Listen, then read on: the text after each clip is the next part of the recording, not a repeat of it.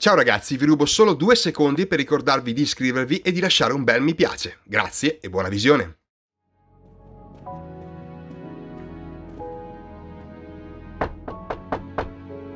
Captain Arbuthnot, I know that you are the only person on this train to smoke e-cigarettes. We found a vial of e-liquid at the crime scene.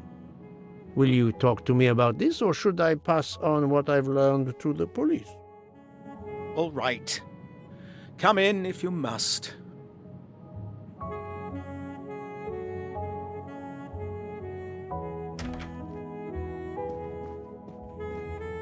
I have just a few questions for you. Very well. Let's hear them. The young English lady, Mademoiselle Debenham, was at the Tocatlian Hotel. Perhaps you met her there? We exchanged a few words. Fellow Brits abroad, that sort of thing.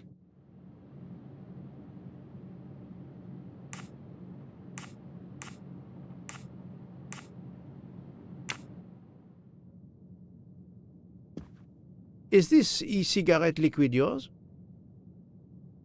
What flavour is it? Banana. Well, that is awkward. That's my flavour of choice. But I have no idea what it was doing there, whatever. Can you explain how it ended up there? I have no idea. I never entered the man's room, Poirot. That's the truth. What were you doing last night around 1:15? 1:15?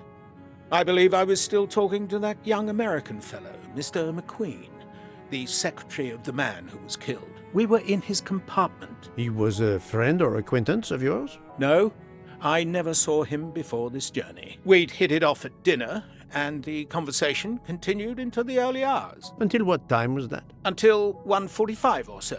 Then I retired to my room and went to sleep. What can you tell me about Mademoiselle Debenham?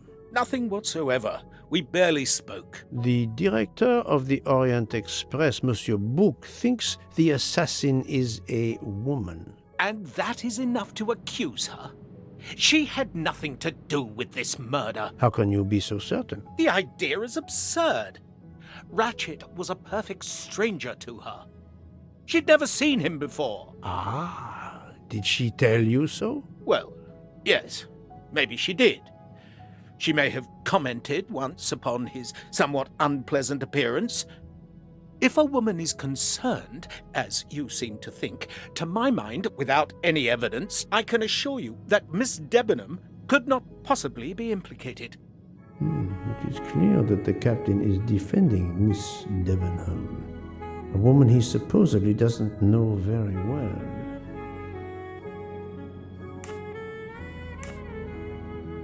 There is nothing you can recall last night that in any way struck you as suspicious? It's nothing.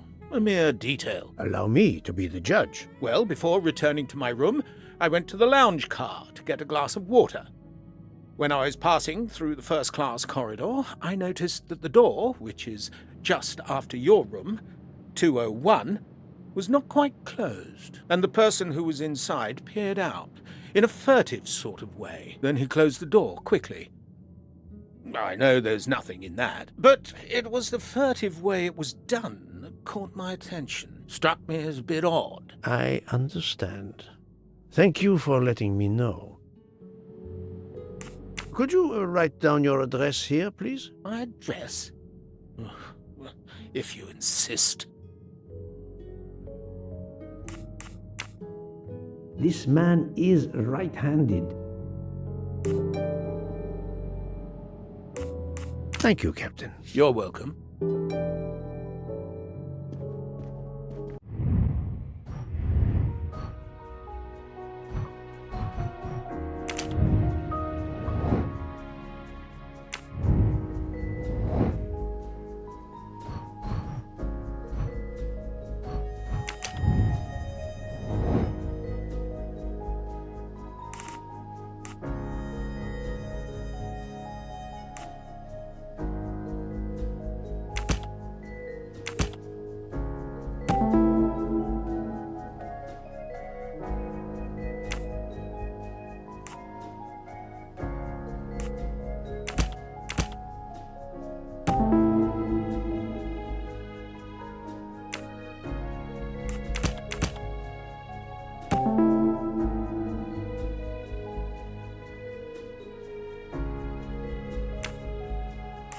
Captain Arbuthnot is the only passenger to smoke an e-cigarette. Even if this liquid in Ratchet's room is a solid clue, he has an alibi. I cannot accuse him without any other proof. That was easy.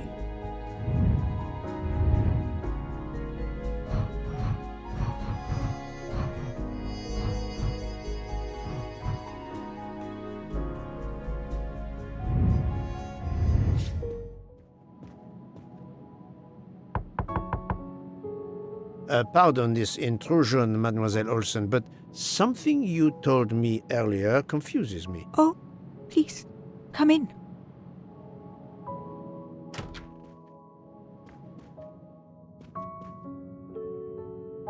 How can you be sure Mademoiselle Debenham was in bed all night? As I told you, I am a very light sleeper. The slightest noise wakes me up. If Fraulein Debenham had gotten out of her bed, I would have heard her. I got up this morning around 8 a.m. She was sleeping soundly.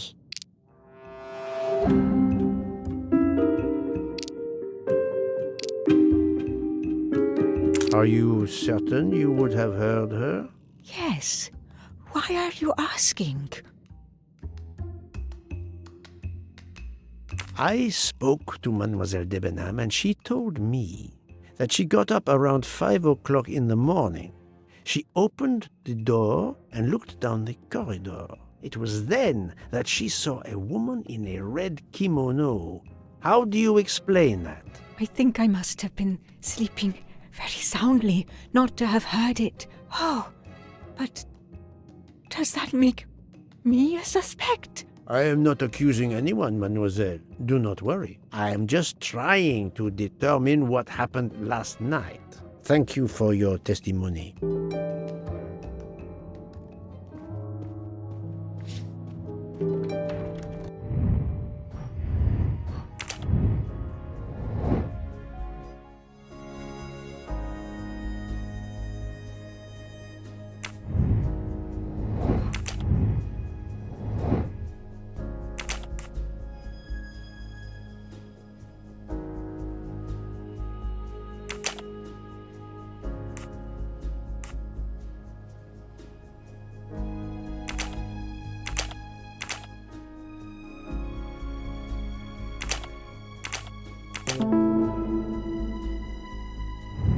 That's the right answer.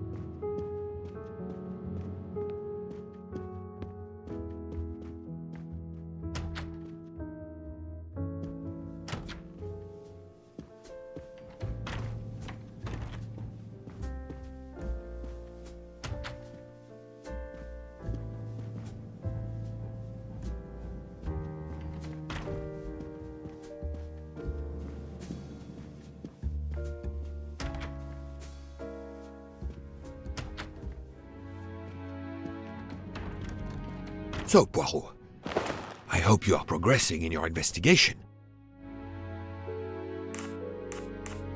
I identified the person responsible for the bottle of liquid for the vape found at the crime scene. So, this is our culprit? Do we hold him? No, unfortunately, this bottle belongs to Captain Arbuthnot, but he has an alibi, confirmed by Monsieur McQueen for the time of the murder. According to Dr. Constantine's report, the stab wounds were made by at least one right-handed and one left-handed person, and with different strength. For the moment, everyone I have checked is right-handed. It is impossible to draw any conclusions as yet. However, I still have a few people to interrogate, notably the Russian princess. You still have many avenues to explore? Indeed, the case is far from over, mon ami. There is no trace of the murder weapon on the train, as yet. The killer could have hidden it anywhere. It must be somewhere. Indeed, as you say, it must be somewhere. Monsieur Bouc, Monsieur Poirot. Michel, calm down. But it's Mrs. Hubbard. She says she found the murder weapon in her room. She's very upset. Let's go, Poirot.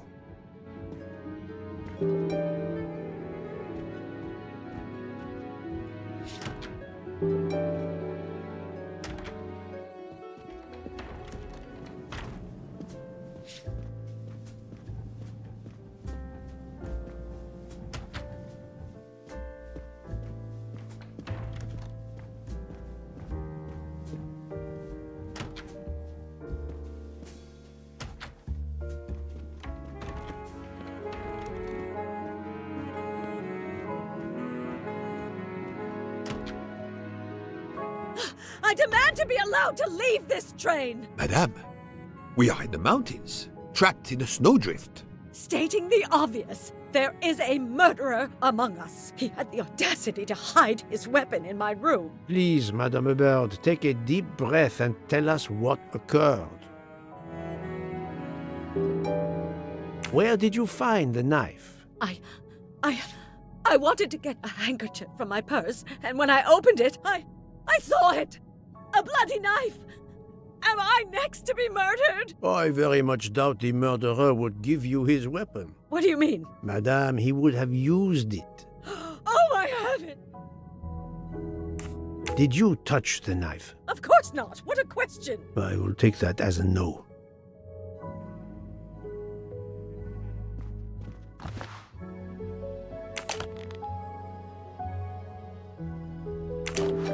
Is this knife the real murder weapon, or is it a red herring?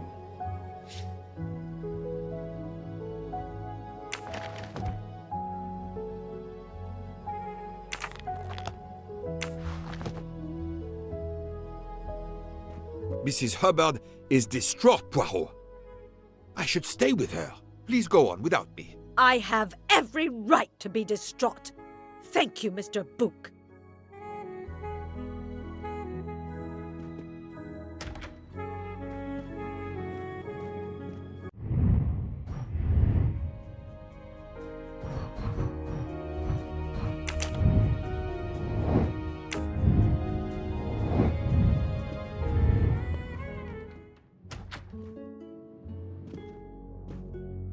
Dr. Constantine, we may have found our murder weapon. We need to make certain. There is a pretty quick way to be sure. I have estimated the depth of the wounds. You can easily find the depth of each wound by comparing the width. There are 5 of them that I am not sure about. Test them, and then we will compare our results. I will do as you say, Doctor.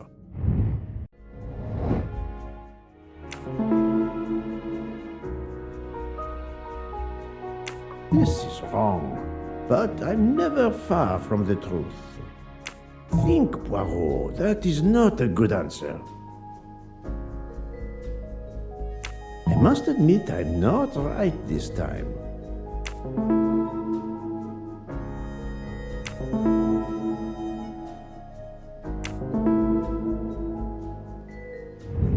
Et voilà.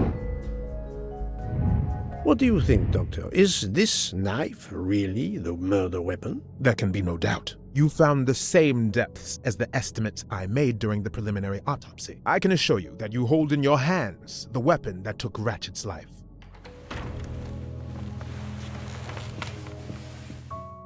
Thank you. I feel way better now. The rest gave you time to sleep off most of the effects of the drug. I'm still a bit groggy. That's understandable. Are you able to continue your story now? Yes. Yes, I think so. Where was I? You were explaining how you returned to the Armstrong house to tell them their poor little child was dead. Yes, that's it. I felt helpless. My part in the case was officially over, but I knew I couldn't let it go. Daisy deserved justice.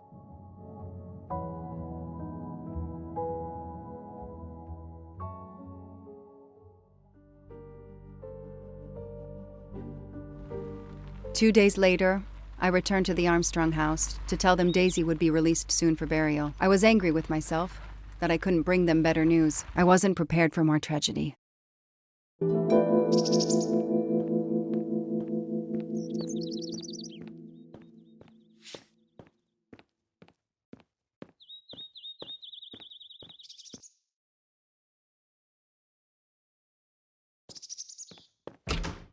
Hello, Miss Moreau. I'm here to see Colonel Armstrong. Good morning, Detective. Colonel Armstrong is upstairs. He isn't well.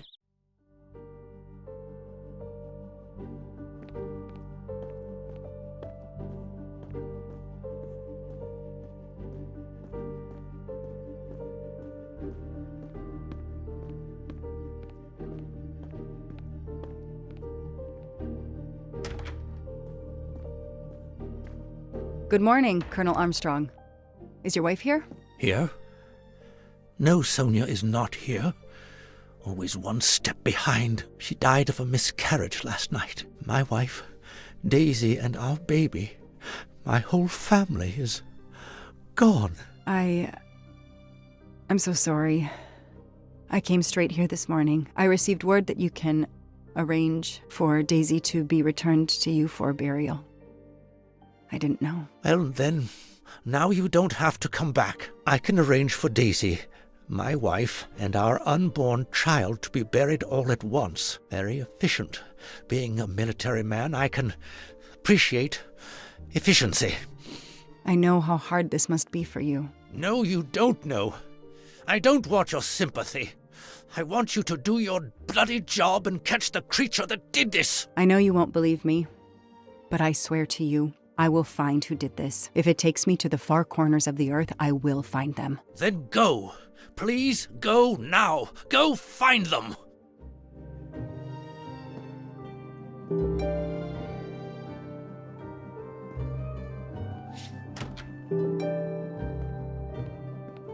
The house that once held the laughter of a child now feels so empty.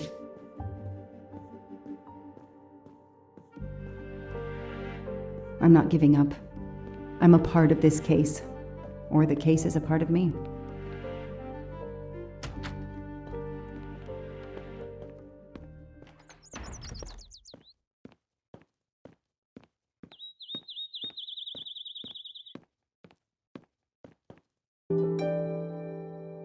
All units, hike is in the vicinity of the cabin where Daisy Armstrong was found, spotted a pickup truck drive through the barricade tape, and then head up the dirt road toward where the subject cabin is located. Any car nearby who can respond? Unit 28, we can respond, but we're a ways away.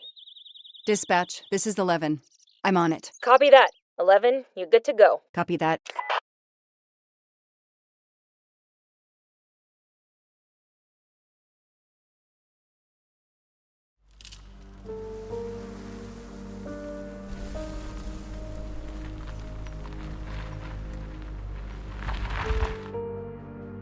Okay, there's the pickup. Let's see who ignored our barricade tape. 11 here. I'm at the cabin. Someone has broken in. Are you requesting backup? Not yet. I'm going to take a look around. Copy that, 11.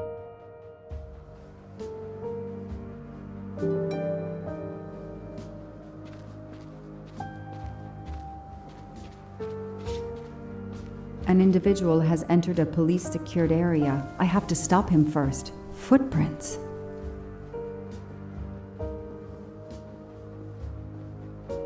A forensics evidence identification marker. Forensics had to go through this place with a fine-tooth comb. A forensics evidence identification marker. He's not here. 3/8/92. Oh, when the poor deer was killed.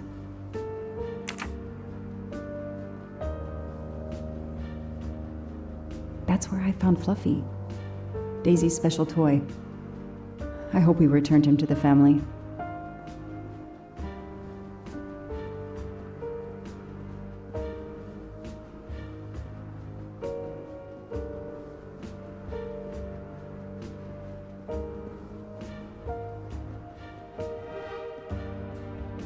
Duct tape, to silence Daisy's screams. Damn it, Daisy. I will find whoever did this to you.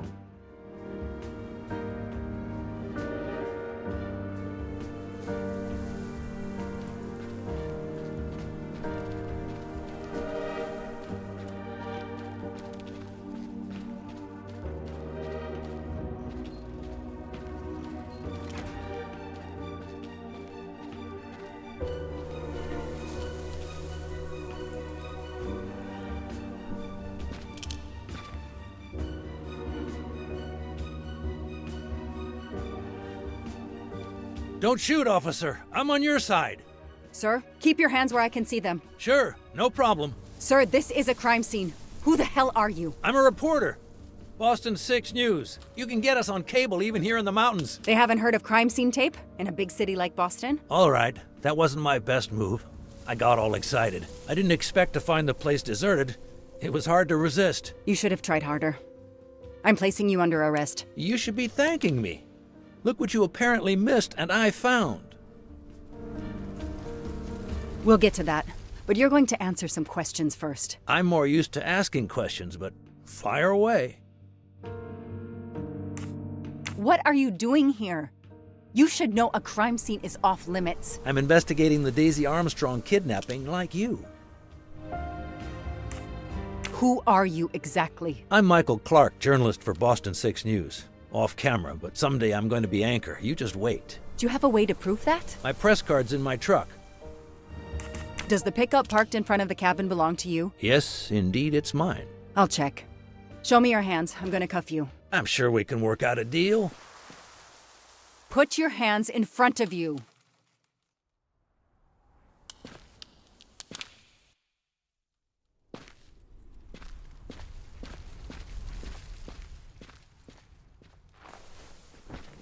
Aren't you going to read me my rights? You have the right to remain silent. I really wish you'd exercise that one.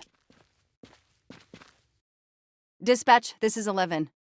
I intercepted a suspicious individual at the crime scene. I'll check to determine how badly he's compromised it. Then I'm bringing him in. Copy that, Detective Locke.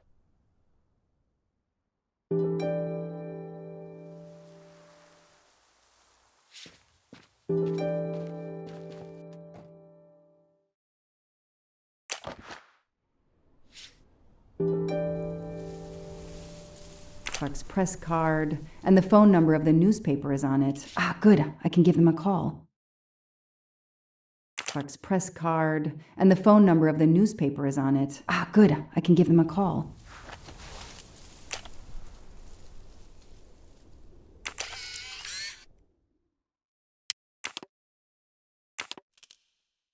Candid photos of the entire Armstrong family. A reporter just doing his job. Or something else?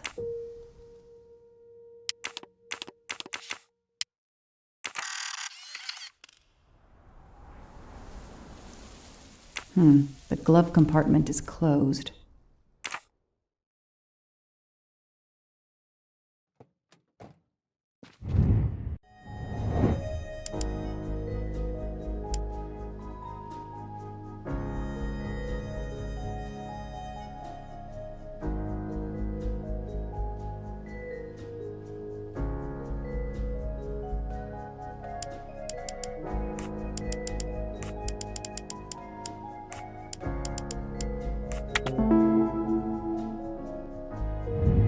That is a great detective job.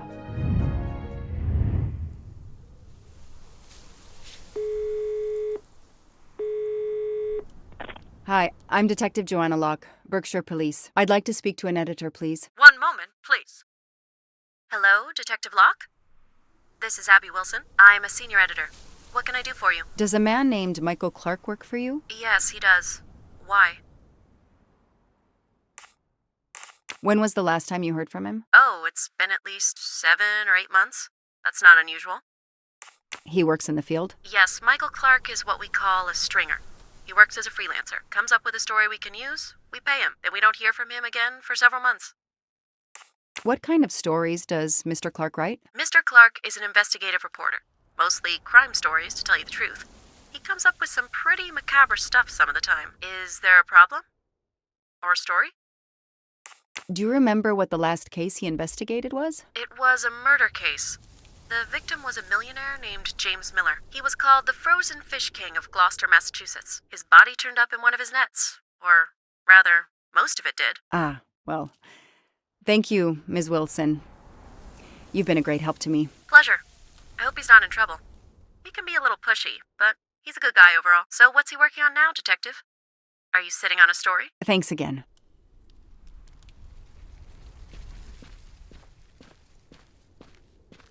I don't need to talk to the suspect right now.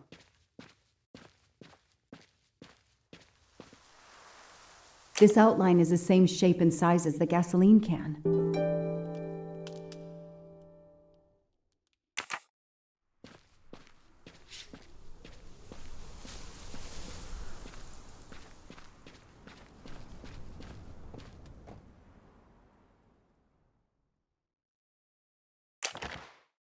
Telephoto lens. Not so surprising for a journalist.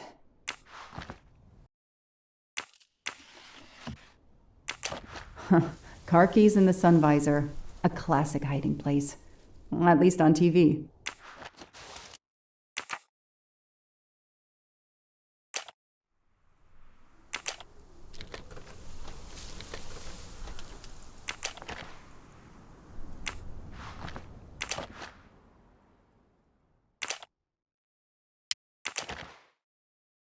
Clerk's driver's license seems to be in order.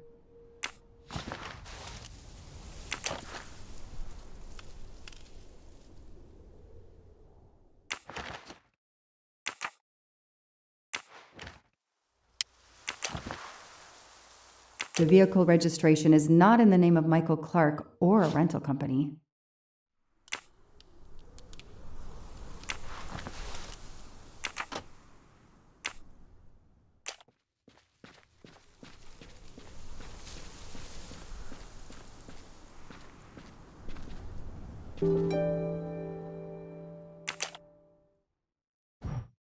That isn't the right combination.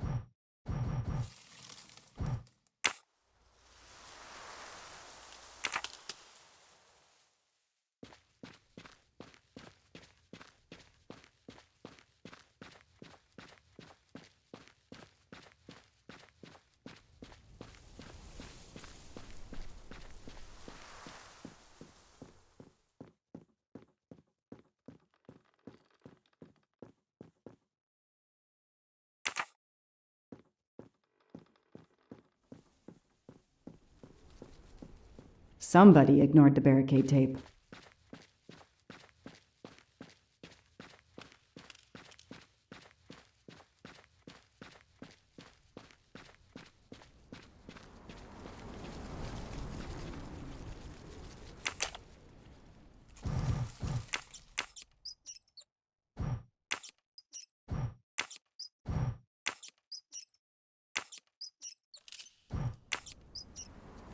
Yes!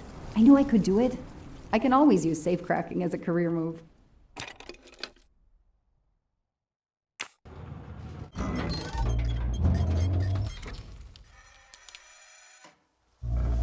There. Now let's see what secrets you're hiding.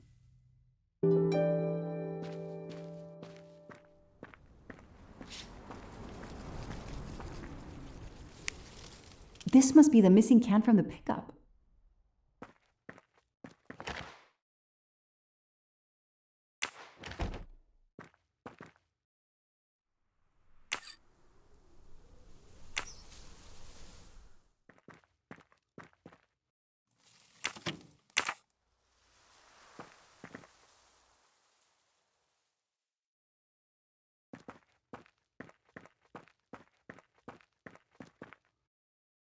Let there be light.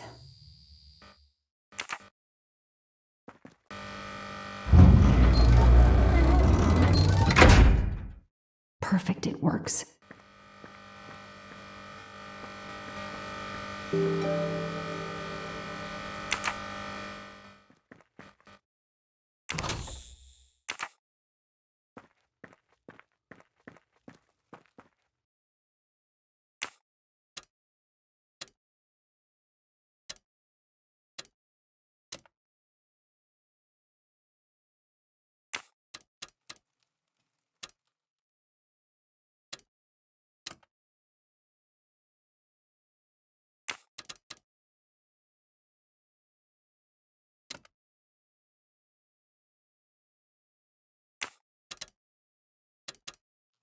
That isn't the right combination.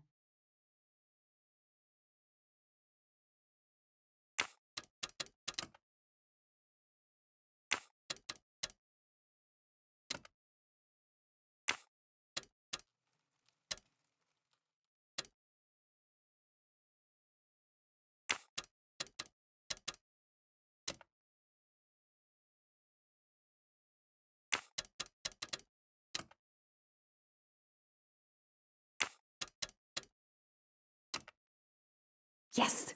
I knew I could do it. I can always use safe cracking as a career move.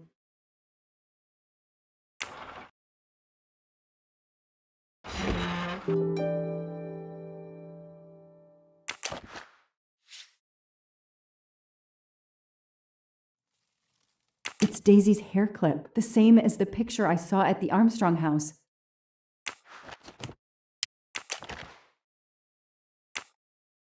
An expensive-looking pen with the initials JM? What's its story?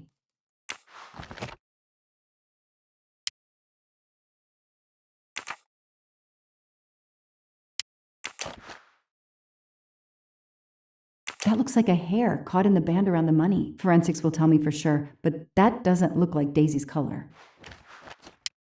These get locked up again until forensics get here.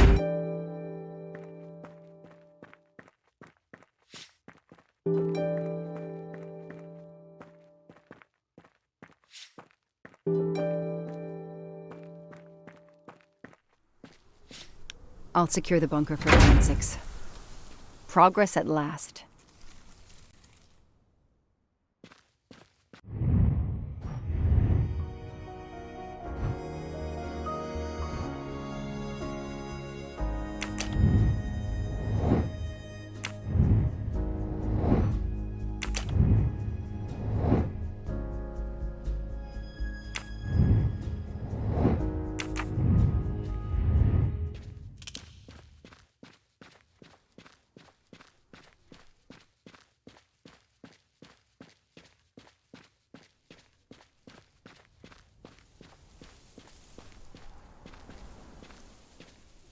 I don't need to talk to the suspect right now.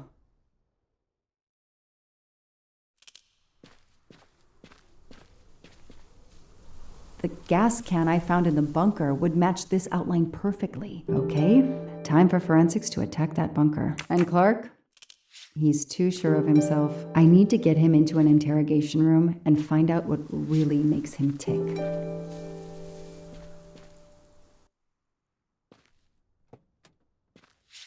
I know my rights. You can't keep somebody locked up in a car like this, you know. You wouldn't do it if I was a dog. Do they have bathrooms at the station?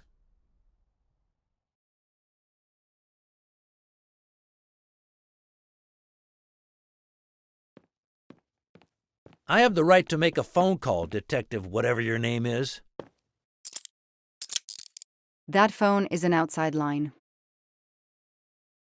Hello, boss. It's Michael Clark. I'm still on the Armstrong kidnap, but there's a small problem. I got caught being someplace I shouldn't be. I'm at the police station. No, I'm not under arrest. Just questioning. Fire me. Why? The station's integrity? You're kidding me, right? If you think I've screwed up that badly, then fire me. Got that? Fire me. Yes, do it. That didn't go well. I think I got my point across. What happens now? Go ahead. Then we'll have a chat.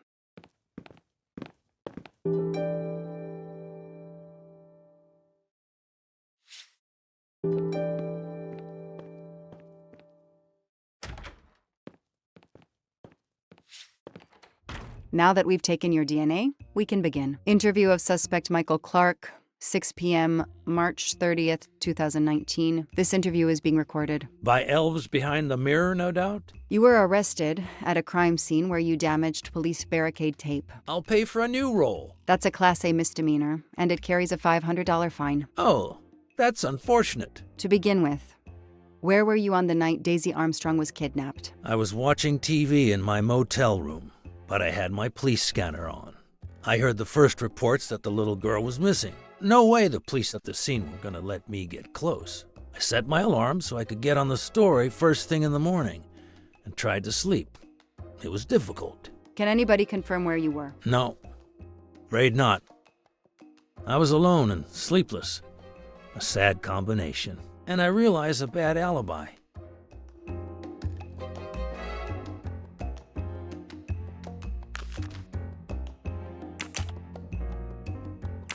Let's move on to the gas cans and what we found in your pockets when you were brought in here today. That sounds exciting.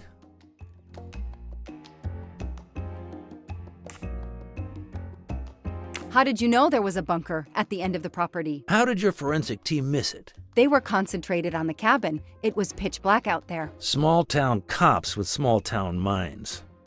I'm sorry, that was unkind. You know, I'm a bit like you. My job is to find something a news program's viewers want to see. You do it for justice. I do it for money. I just have more flair than you. I know you're lying, Mr. Clark. I followed your footprints from the cabin, and they led directly to the bunker. It was very well hidden. You had to know it was there. Think whatever you want, Detective.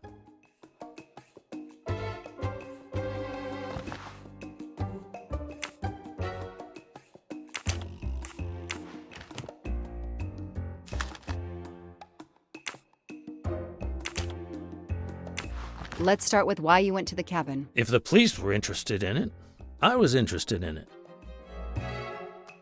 That pickup of yours, that's a very nice ride. Especially for a stringer who only gets a few stories on the air. How can you afford it? When Boston 6 does use a story, they pay okay. That truck is top of the range. How much did it set you back? $55,000, $60,000? When I have to, I do what everybody else does. I take out a loan. How about you, Detective? You got a loan on your car? He's enjoying himself. I need to throw him off balance somehow, surprise him into making an error. Explain to me again how you got to the crime scene. I listened in on the police radio frequency. Anybody can do it with a scanner. I headed for the crime scene in my trusty pickup, like I've done for years. After the forensic team left, I needed to see the crime scene for myself. I got to the bunker just before you arrived.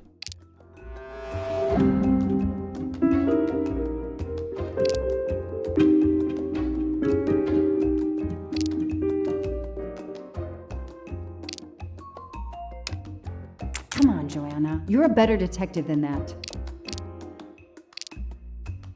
You said you've been driving that pickup for years? You heard right. Thanks to it, I never miss a story.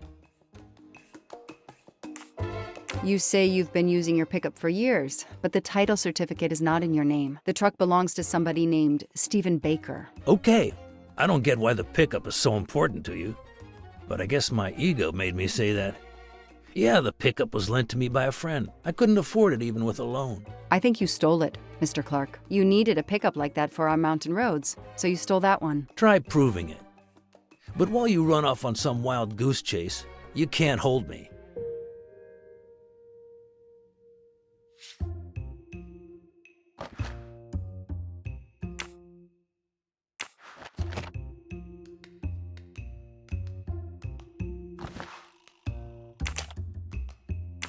You say you're a journalist, a stringer for Channel 6 News in Boston. I sell my stuff to lots of media outlets. Your camera was in your pickup. You didn't want to take pictures of the crime scene? I like to get the lay of the land. Once I see the story I want to tell, then I start documenting it. I don't know any journalist who works a case without their camera close at hand. He thinks he's invincible. I need to play his ego. That's the key. What are you doing in the Berkshires? And what is your connection to the Armstrong case? For the past few months, I've been working on a big case. Boston 6 News was looking forward to my next story. The Armstrongs have been on my list of potential targets for a long time. I changed gears when Daisy was kidnapped and started investigating the Armstrongs.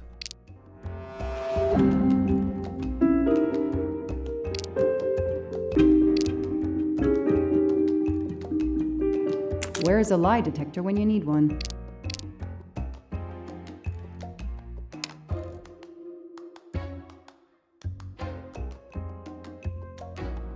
So you just stumbled on a major kidnapping story during your stay in the Berkshires? Yeah, I was researching PCBs in the river for crying out loud. Then, wow, the Armstrongs. That's not a Science Sunday report. That's a lead. Sometimes you just get lucky.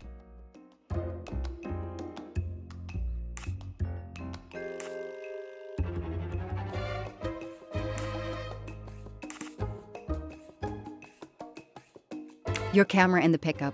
There were photos of Daisy from before she was kidnapped. The Armstrongs are a famous family, like the Kennedys or Hollywood couples. Gossip sites love them. People want to see how they live. I started out just stealing candid shots. Paparazzi live on getting that one exclusive shot. Steamy, intimate, whatever. Then when the kidnapping happened, I realized I was here first. What an opportunity, and I jumped at it. You have an answer for everything. You're not very good at this, are you? How long have you been on the job? Long enough to put you away for life, if you killed that little girl. I know that Clark is lying. I need to reconstruct the whole sequence of events in order to understand what happened.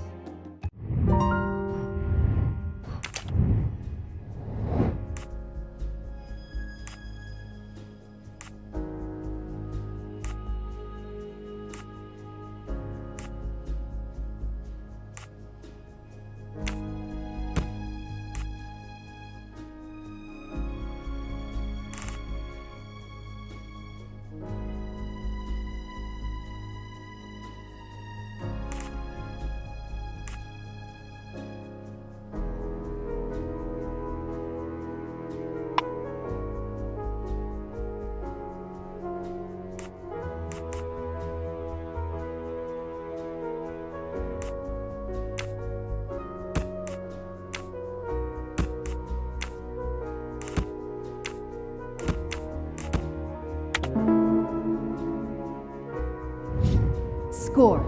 1 for the good guys. I'll tell you what really happened. You waited until forensics left and arrived in your probably stolen pickup. You grabbed a can of gasoline from your truck. You then went into the cabin to check if Daisy had been found. You then went straight to the bunker to see if it had been discovered, planning to set it on fire and destroy all the evidence inside. Before you could start the fire, you heard me arrive. So you hastily left your gas can and closed the hatch. You didn't think I could open the bunker. If I hadn't found you, I expect you would have burned down the cabin too. I'm not gonna make fun of you, Detective, or how you handled my interrogation. You're obviously very new at this. I swear I'm telling the truth. I didn't know the bunker was there until the moment you showed up. I seem to have trumped your entire police force. When I get the DNA results from the bunker, we'll continue this conversation. You have no concrete evidence against me whatsoever. The lab results will be in soon. You won't get away with this. See that call? That's your arrest warrant and a one-way ticket to prison. I'll be right back.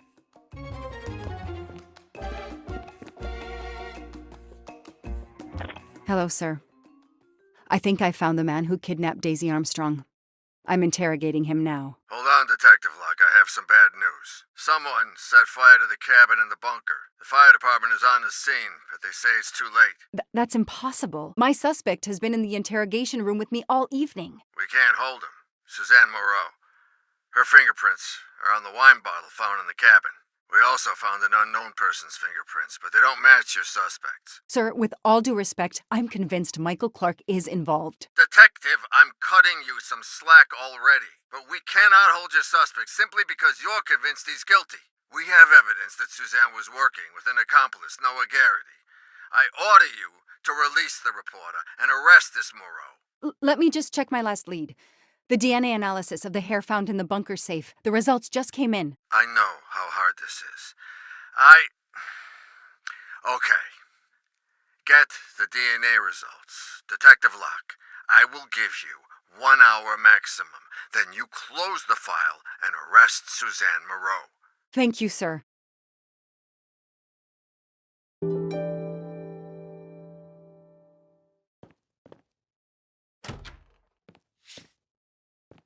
Who did you call earlier? An editor from the Boston 6 News. An editor you repeatedly said should fire you. That was your accomplice, wasn't it?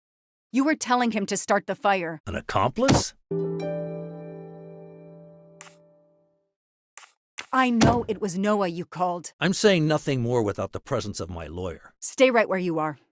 I'm not done with you yet. Wow. Do I hear grounds for a lawsuit? Some poor, innocent woman is being accused instead of you. You set her up, didn't you? You have to let me go, Detective. All I need is one more phone call to the lab. I know it's you, and I'm going to prove it. Hello, this is Joanna Locke. I need the results of the DNA test I asked you for. Hi, Detective. Sorry, we only have the DNA sequence. We haven't had time to compare it with the suspects yet. It'll take 7 more hours. I'm sorry, but you are not the only one on the waiting list. Send your analysis to my computer in the office. I'll do the comparison myself. I need authorization. I have a murderer who is going to walk free unless I get those results now. Fine, we'll send it to you right away, but I'll have to log this. It's my last chance.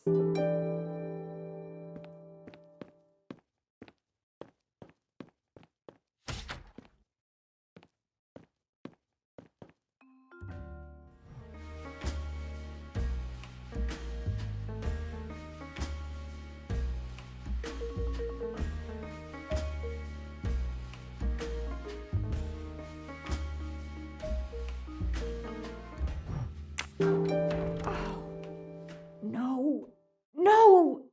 Suzanne? I don't understand. I was sure it would be Clark's hair. I'll have to let him go.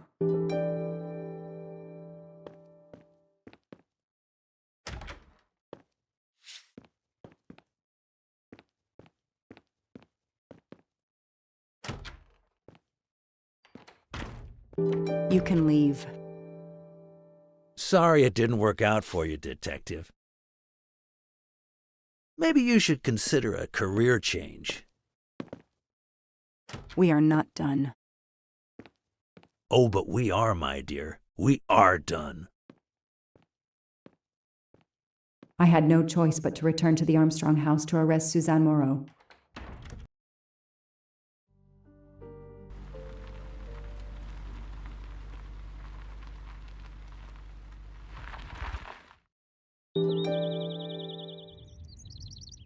The arrest warrant for Suzanne Moreau.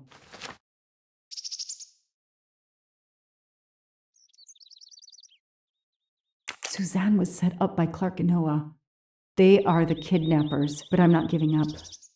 When Suzanne comes up for trial, I will fight for her defense. But for now, the district attorney is in charge. If I want to stay a detective, he always has the last word.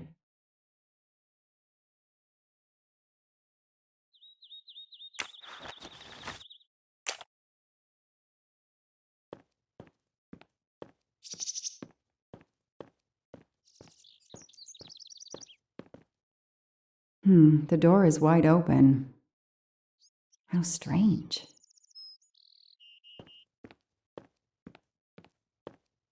Hey, is anyone there? Miss Moreau? Miss Moreau? This is Detective Locke.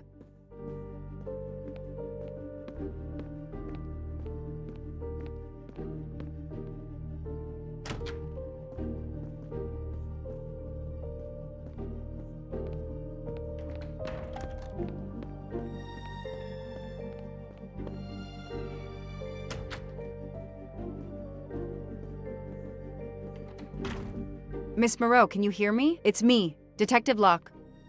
You must get up now. Miss Moreau? Miss Moreau, can you hear me? Suzanne Moreau is dead. There are no traces of blows or injuries on her body. She doesn't seem to have defended herself from anyone.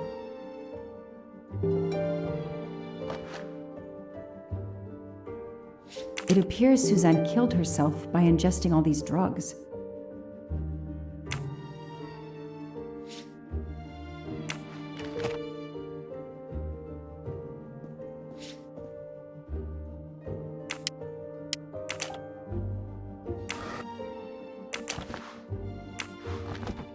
The glasses are missing.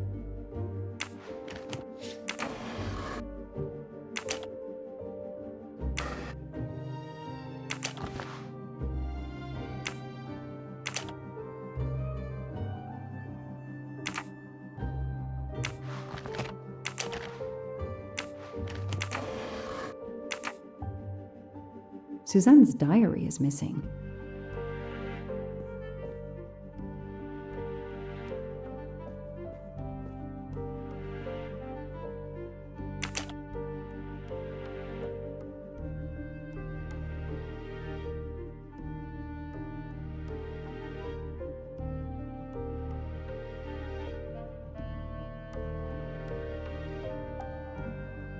She must have realized at last how she'd been used, and the self-righteous court of social media was as quick as usual to try and convict her.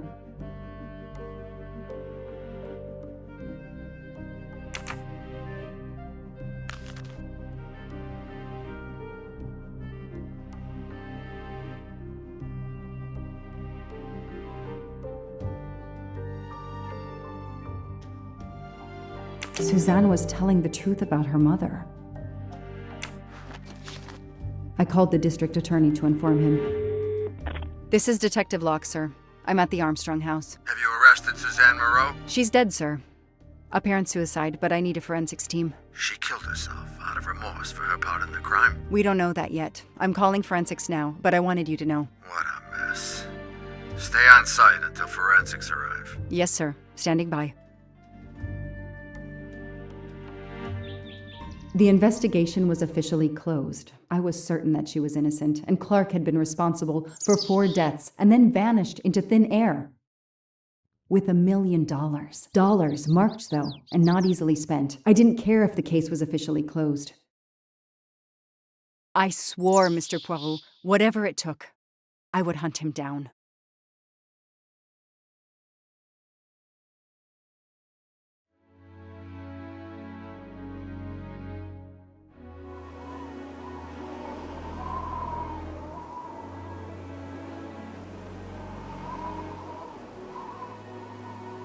I waited for the forensics team, then went into the station to write my report. I was officially off the case. Thank you, mademoiselle.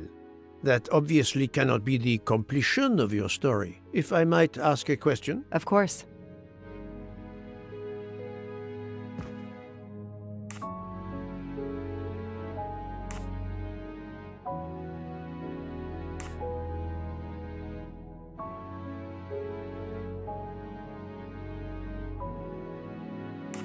Suzanne Moreau's boyfriend, the one who manipulated her and burned down the cabin. This was Ratchet? No, he was an accomplice. Clark, the phony journalist, was the leader. Michael Clark, the reporter. He was Ratchet? Absolutely. I was the only law enforcement official to question Clark. I knew this wasn't his first kidnapping. You looked for similar cases. What do you Americans call the MMOs? Means, motive, and opportunity. Yes, I looked for someone in plain sight. Someone on the edge of a kidnapping case. Someone in plain view, keeping track of the investigations. An innocent witness, a concerned neighbor, even another reporter. And eventually you found a name behind an alias. Yes, I found a name. Cassetti, the real name. The real name of the man you call Ratchet is Cassetti. This explains much, mademoiselle, but not all. It explains why she is our #1 suspect. But not how she came to be on this train. Attends, she has grown pale. I don't know what's wrong with me. Excuse me, Mr. Poirot. I don't feel very well. You are exhausted and still feeling the effects of the drug. Stay with us, mademoiselle. One more effort. I need to know your recent movements. I snuck aboard the train. This I observed. You came directly to this room? Yes. Yes, and other than a couple of careful trips to the ladies yesterday, I never left this room. I didn't want to be spotted by Ratchet. Yesterday, I chatted with my roommate, Miss Schmidt, I think, here in our room. She brought me some dinner. I got very sleepy and nodded off. And now she nods off again. Is this a joke? She must be faking so we can't interrogate her further, Poirot. No, Book. She really seems to have fallen asleep again. It is my fault. She must have been given a dangerous dose of sleeping pills last night. The effects should wear off soon, I hope, but I am afraid asking her to tell us her story was too much for her. Pinch her, Poirot. She's faking. Her eyes are dilated. She is not faking, and there will be no pinching. Dr. Constantine, please stay with her. Monsieur Book, ask the other passengers to gather in the dining car. There are still many questions I need to ask. But all of them together? Won't someone overhear your questioning the others? I will speak softly because I am trained to do so. They will speak softly because they want to. Very well. I will do as you say.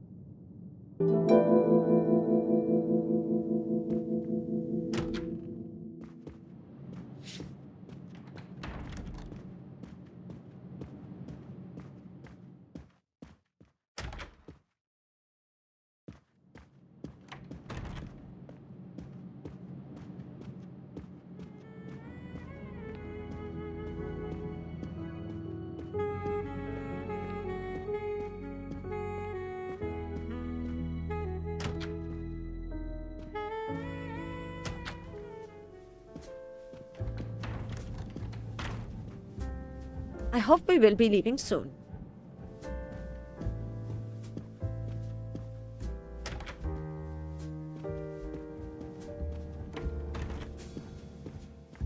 I should go and interview the passengers in the restaurant car.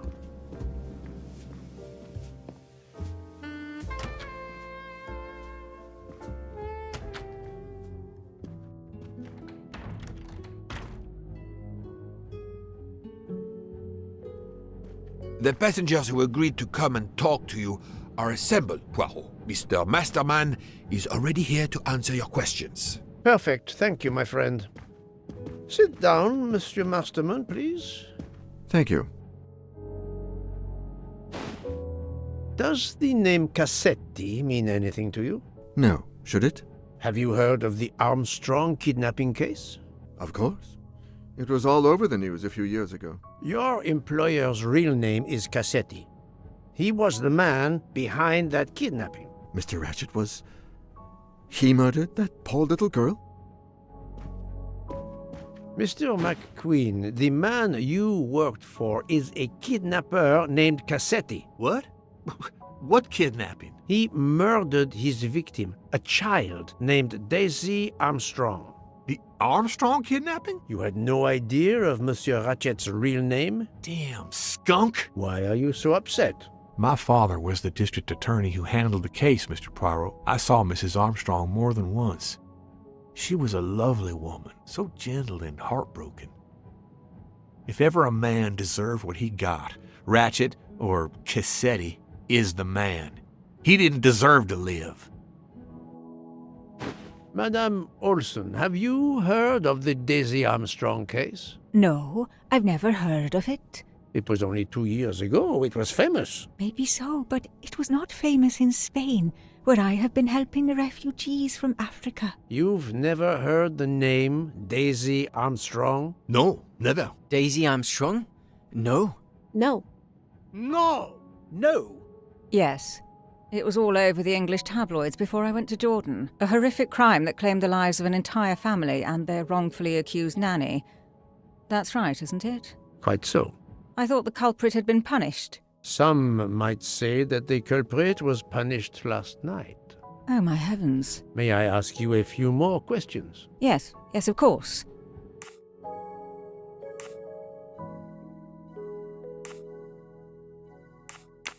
You read about the crime, as you said, in the tabloids. Yes, that's right. For weeks, news of the royal family was eclipsed. Have you ever been to the United States, mademoiselle? No, never. Jordan was really my first trip abroad. You were in Jordan? Yes, I was an English tutor there to the children of a high official. Until recently. What is your relationship to Captain Arbuthnot? Who? A former soldier traveling with us. You must have met him. Ah, yes, I met him on the platform in Istanbul.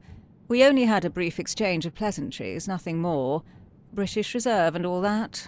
Ah, the British Reserve. Yes, with this I am familiar.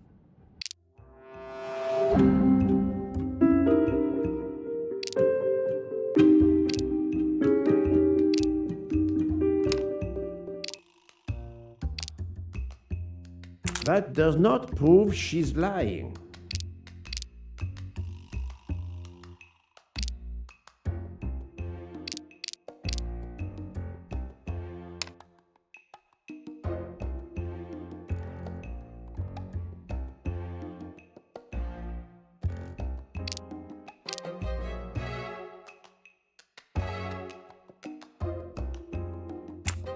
She may be telling the truth, but I cannot be certain. She is lying, but why? Are you sure everything you have told me is accurate, Mademoiselle Debenham? Of course.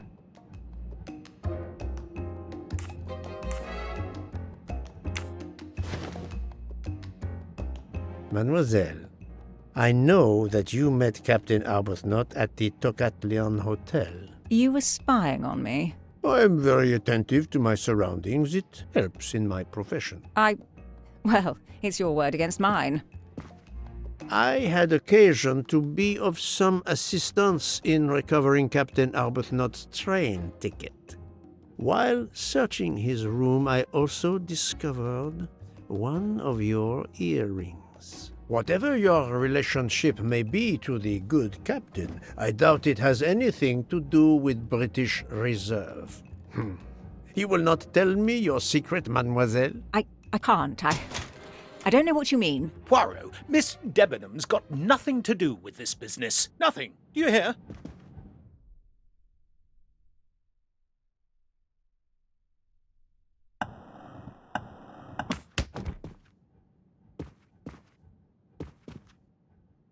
Archie, stop. Captain, no! This behavior is unworthy of an officer and a gentleman. Leave her alone! Have you no honor? Archie, we should go. Captain Arbuthnot, I am certain you are a brave soldier, but you are a poor actor. The truth is that your relationship with Miss Debenham is beyond doubt, Captain. Your reaction was apparently that of a man trying to protect the woman he loves. I might understand that if your relationship were some cleverly disguised secret, but it is not. You make puppy dog eyes at one another at every opportunity. You cannot hide your love. Everybody knows. I advise you to stop with your accusations, Mr. Poirot. I'm going to escort Miss Debenham back to her compartment. Make of that what you will. The captain and Mademoiselle Debenham are obviously adamant about not revealing their relationship, but this scene convinced me there is more that is not so obvious. This murder has everyone on edge. In my 25-year career, I have never seen such madness aboard the Orient Express. I understand, my friend. The more we learn, the more perplexing this train ride becomes. But we have other clues to pursue. What do you have in mind? The broken watch on Monsieur Ratchet's wrist, for example, and the handkerchief found near the body. Who does that belong to? This little drama we have just witnessed has not put you off the scent. Far from it, my friend. Will you return to your watch over Mademoiselle Locke? Yes, I will.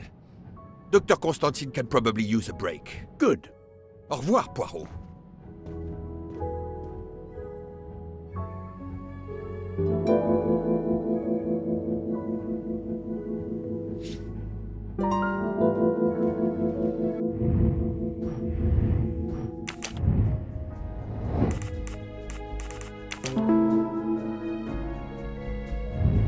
Et voilà.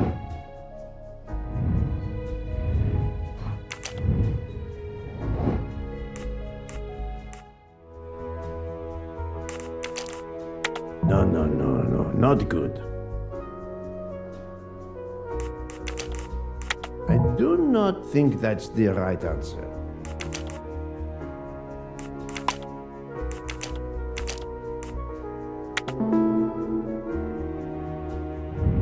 My little gray cells did not let me down.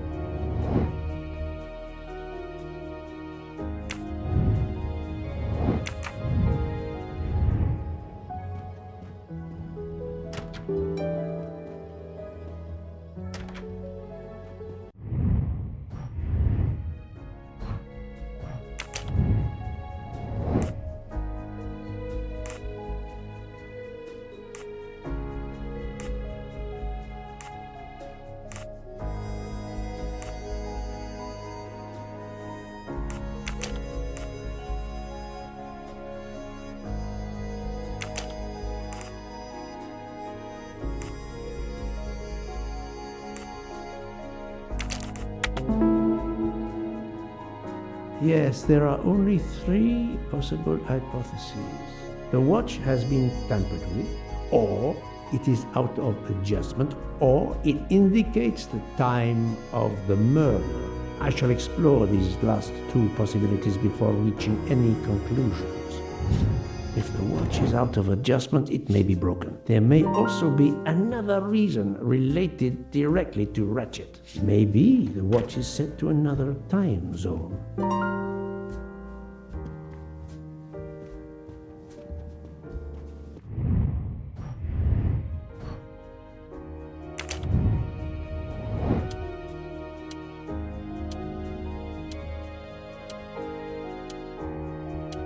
I do not think that's the right answer. The watch was not defective because the second hand is still moving. I'm right again. That happens to me a lot.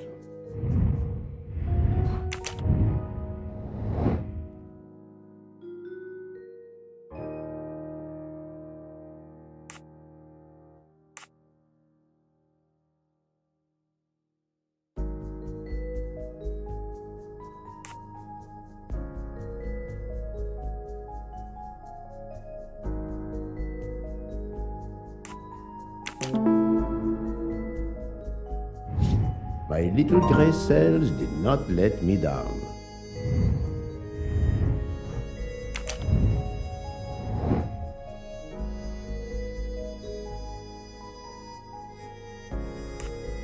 Good job.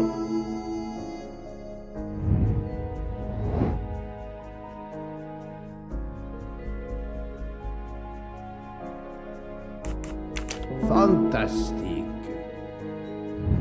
If this theory is correct, then the murder took place at 12:15 a.m. I must interrogate all the passengers to see if any of them have an alibi for this hour.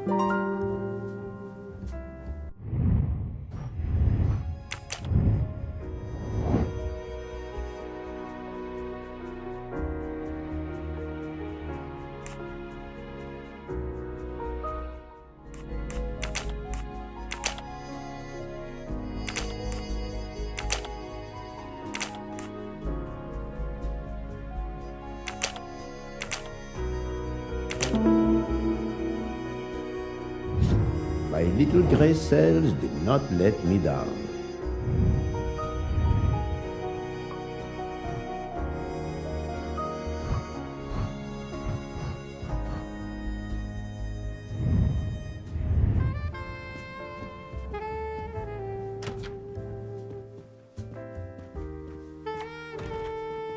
Enchanté, mademoiselle. You are Hildegard Schmidt? I am, jawohl. And you, I know, are Herr Poirot. Correct.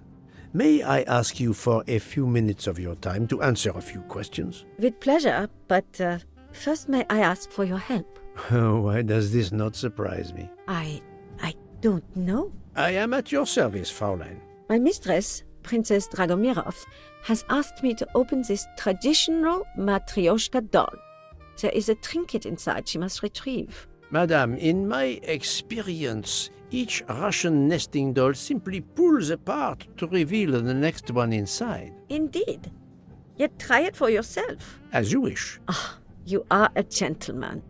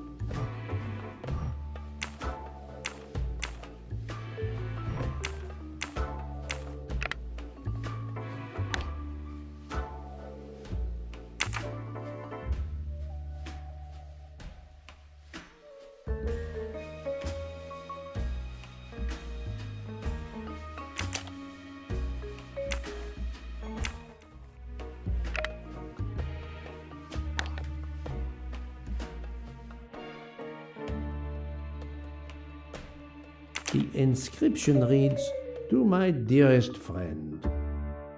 Oh, thank you very much. This doll reminds her of her youth in Russia. It was very hard under the Soviet regime, but thanks to her strength of will, she rose to be the head of a museum of antiquities in St. Petersburg. Even though she now lives in Berlin, it is said that the Kremlin still fears her. She must be a formidable woman indeed. You are her maid? I am her companion. I help her in her daily tasks, and I keep her company. Ah, forgive me. You will have heard of Ratchet's murder last night. Yes, of course. Everyone is talking about it. Can you tell me how you occupied your time last night? Just after we left Istanbul, I had tea with my roommate, Fräulein Locke. I went to dinner with the princess, and when I returned to my compartment, Fräulein Locke was already asleep. A little later, Herr Michel, the conductor, came to get me because Madame la Princesse needed my help. Her back troubles her. I massaged her for about an hour. Do you remember the time? I'm sorry, I do not, mein Herr. Have you lost a handkerchief embroidered with an H, madame? Oh, no, monsieur. I thought perhaps since your first name is Hildegard. It is not mine, I tell you. I could not afford something so nice. I have no idea who it belongs to. My apologies, I did not mean to alarm you. Thank you for answering my questions, madame.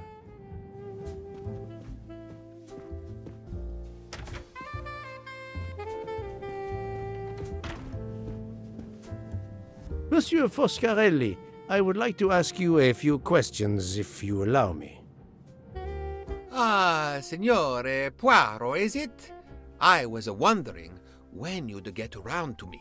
Unfortunately, you find me on a mission of mercy. Hello, Monsieur Poirot.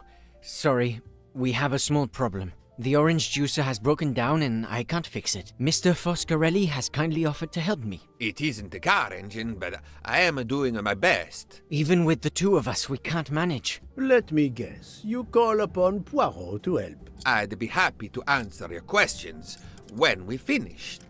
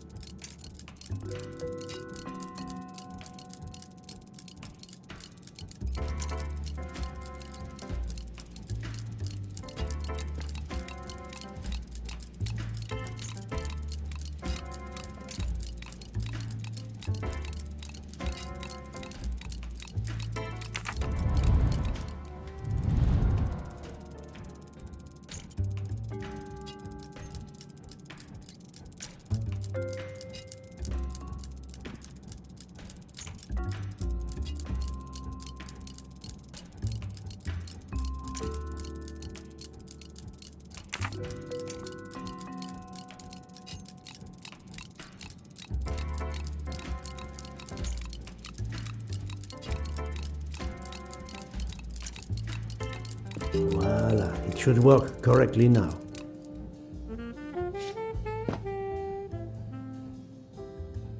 Bravo! I should stick to automobiles. Well, now we can talk calmly. Monsieur Foscarelli, is it? Antonio Foscarelli, delighted, Monsieur Poirot. You have, of course, heard about Ratchet's murder last night. Oh, naturally. It is all anyone is talking about. Have you ever been to the United States? Yes, it has been a primary market for our cars for the last 10 years. You remember the Armstrong case? Armstrong? The name, yes. It was a little girl, a baby, was it not? Yes, a very tragic affair. Did you know that Cassetti, the kidnapper, was actually Ratchet? Oh, no. Then he deserved to die. I mean, wouldn't you agree? Can you tell me your movements on the night of the murder? I went to bed right after dinner, but I slept very badly. My roommate, Mr. Masterman, had a toothache. Oh, he moaned all night. It woke me up several times. Did you hear anything or notice anything unusual? No, nothing that I can think of. I stayed in my bed all night. Well, thank you, Mr. Foscarelli. I'm sorry I couldn't help more, signore. I remain at your disposal if you should need me.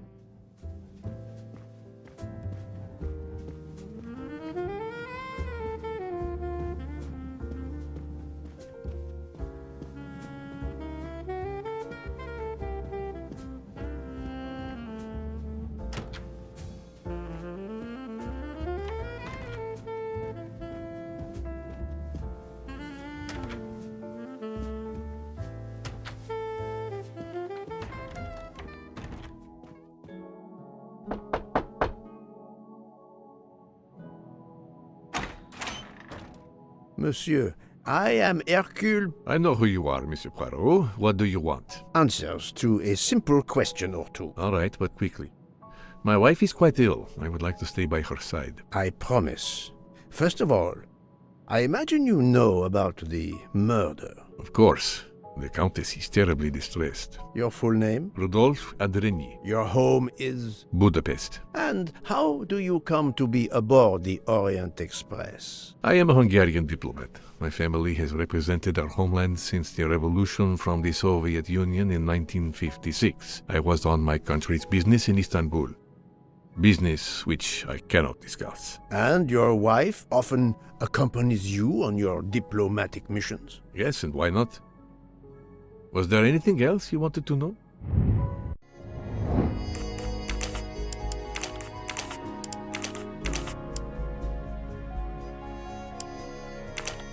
No, not good. Et voilà.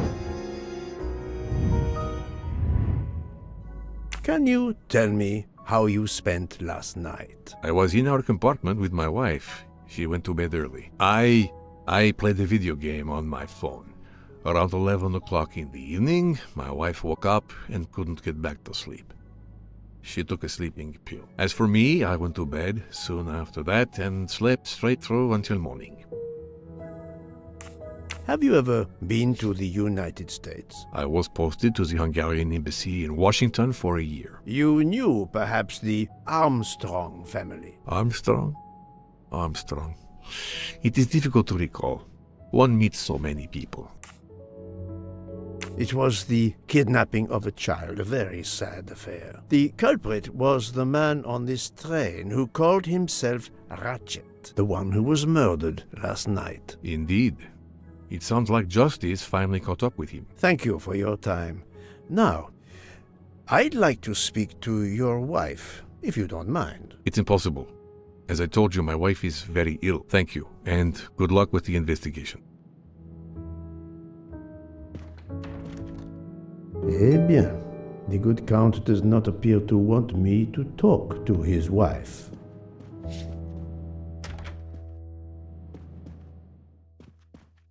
Madame Hubbard, may I ask you a question or two? It won't take long.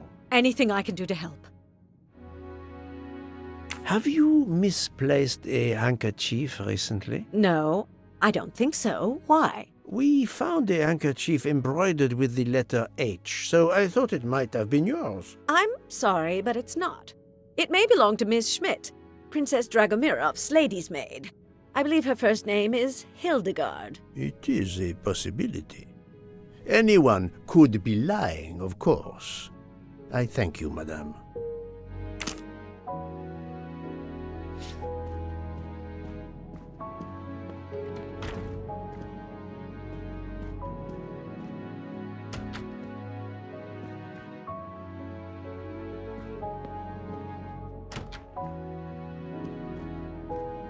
Hello. Can I do something for you? Hello, Monsieur Hardman, I believe. You have heard of the murder? Cyrus Hardman. Yes, and the fact that there's been a murder is all over the train.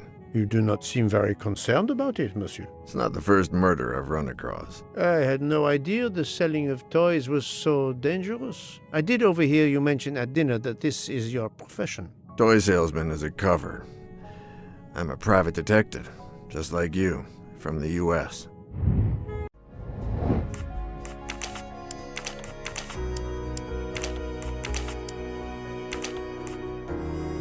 This is wrong, but I'm never far. That's the right answer.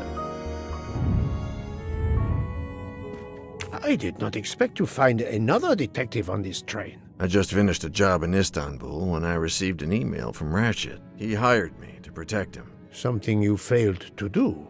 I'm not happy about that. He'd received some threatening letters. I was supposed to watch his back, and yeah, something I failed to do. But he seemed to think he was in more danger when he left the train. He was traveling to Paris? I assume so, but I'm not entirely sure. Can anyone on this train confirm your identity? Yeah, that McQueen kid, Ratchet's secretary. Were you on duty last night? You bet. I kept my door open a crack and I watched all night. No one entered that car who didn't belong there. Did you see anything in particular? The conductor, Michel. He was there most of the time too, except for 15 minutes or so after we left Vinkovsky. He must have answered a call from Ratchet's room, then he was absent again for a while around 1 a.m. After that, he didn't move until 5.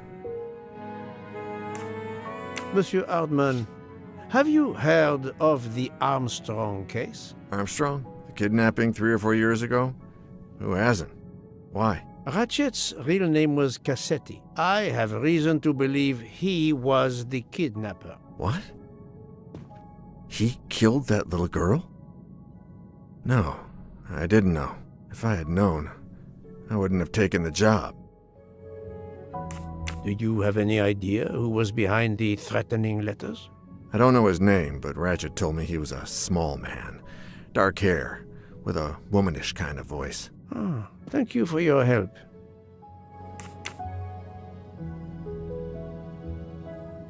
Is this handkerchief embroidered with an H yours? Do I look like the kind of guy who would use a handkerchief like that? Thank you for answering my questions, Monsieur Hardman. Listen, Poirot. I know I fell down on the job, but if you need help, any at all, let me know. I'd like to make it right.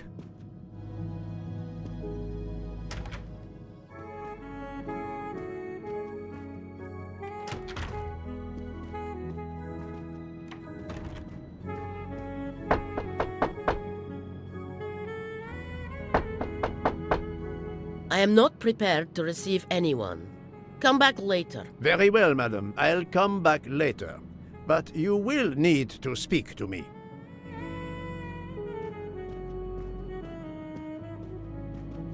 So, my friend, have you finished your investigation? No, but I have managed to solve a few mysteries. Okay. I stay here to watch this young lady.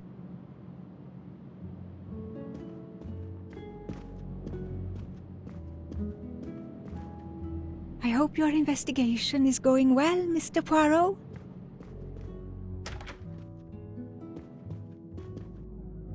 Ah, Monsieur McQueen, may I ask you a question? Anything I can do to help, Mr. Poirot?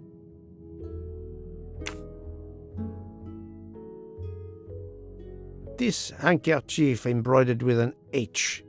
Is it yours? No, I don't use cloth handkerchiefs. Thank you. I won't bother you anymore.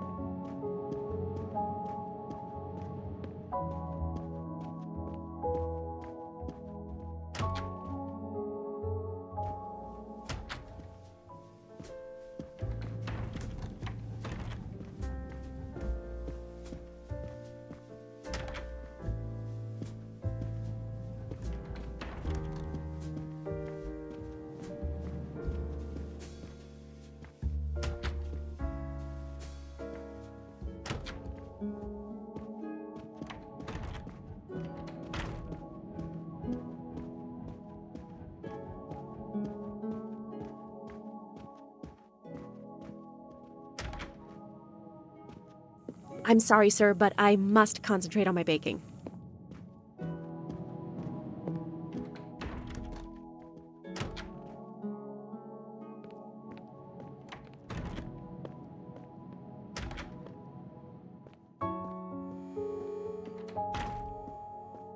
Sorry to bother you, Monsieur Mori. I have a question to ask you. Please make it quick. I have a meal to prepare.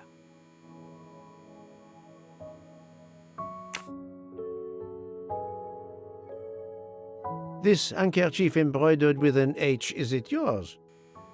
No, I've never seen it before. Thank you. That is all I wanted to know. I hope your investigation won't interfere with today's menu.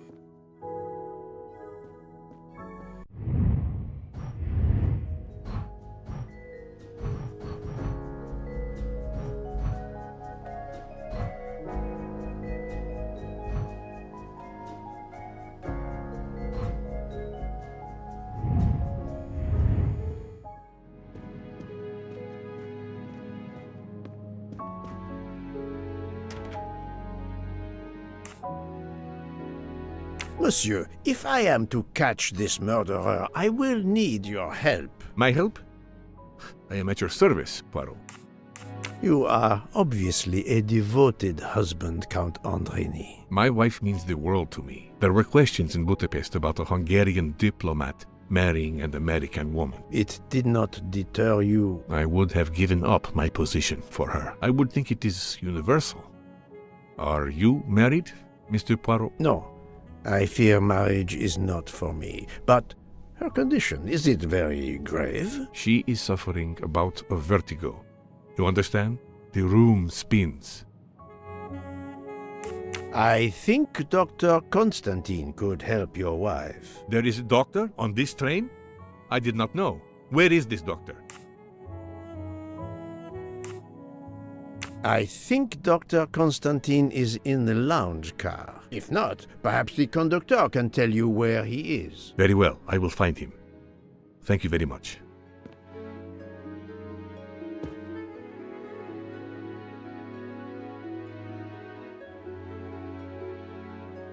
Forgive me for intruding, madame. I am Hercule Poirot. I know who you are, Mr. Poirot. I overheard you send my husband on a wild goose chase. Your husband cares for you greatly, madame. I apologize for exploiting that fact. But the situation is urgent, and I need to ask you a few questions. Apology accepted. I realize you must speak to everyone. This horrendous murder. It's very upsetting. That is a beautiful music box. Please don't touch the music box. It's a fragile family heirloom. Your accent, is it American? Boston, perhaps? You have a good ear, Mr. Poirot. Yes. Born and raised in what we call the Back Bay. Are you in the diplomatic service like your husband? No, not officially. I was still in college when I met Rudy 2 years ago. I keep myself busy handling his scheduling, travel, appointments. Ah, what is the saying? Behind every great man there is a great woman. That was the saying. Today one might reverse the sentiment as well, don't you think? Of course, I stand corrected. No, not good. Et voilà. A handkerchief embroidered with an H was found at the crime scene. By any chance, does your first name begin with an H? No, my first name is Elena, with an E. Can you tell me what you did last night? Well, my husband and I went to dinner. Then we came back here. We went to bed around 10 o'clock.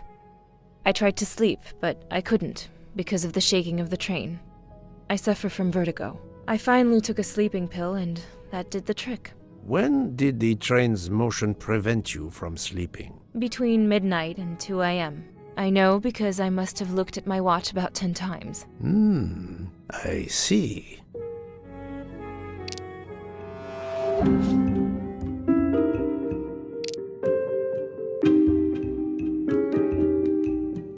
That does not prove she's lying.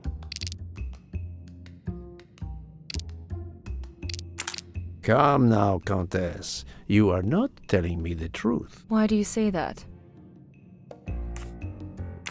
The train stopped at 12:30 a.m. due to snow, so there was no shaking of the train. But you told me that it was the shaking that prevented you from sleeping. I don't know, you're confusing me. My vertigo. Madame, a man died last night. You can't talk nonsense just because you're sick. You are hiding something from me. How dare you? I didn't do anything wrong. I'm going to find my husband.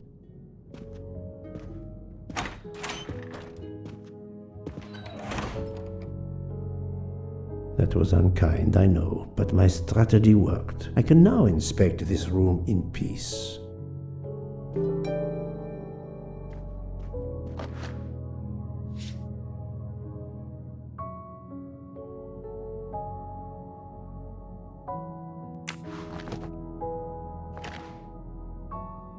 These must be the sleeping pills that Countess Andreni took last night.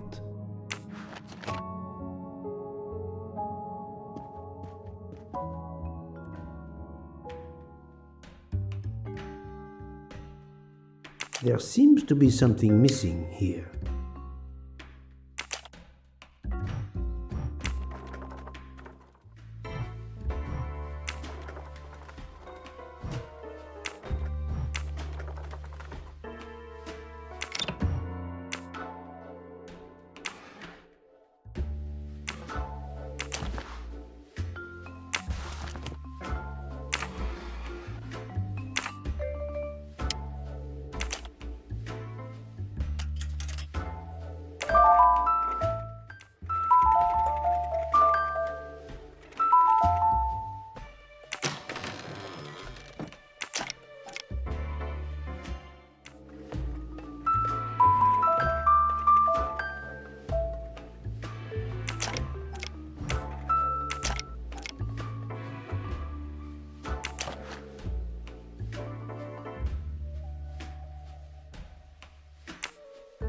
An engraving written in, I believe, Russian Cyrillic. It looks like a first name.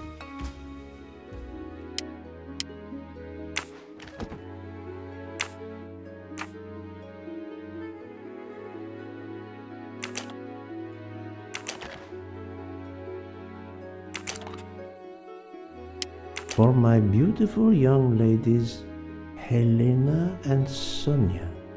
Helena with an H. It's Countess Andreni with an older girl. Poirot! Have you no shame?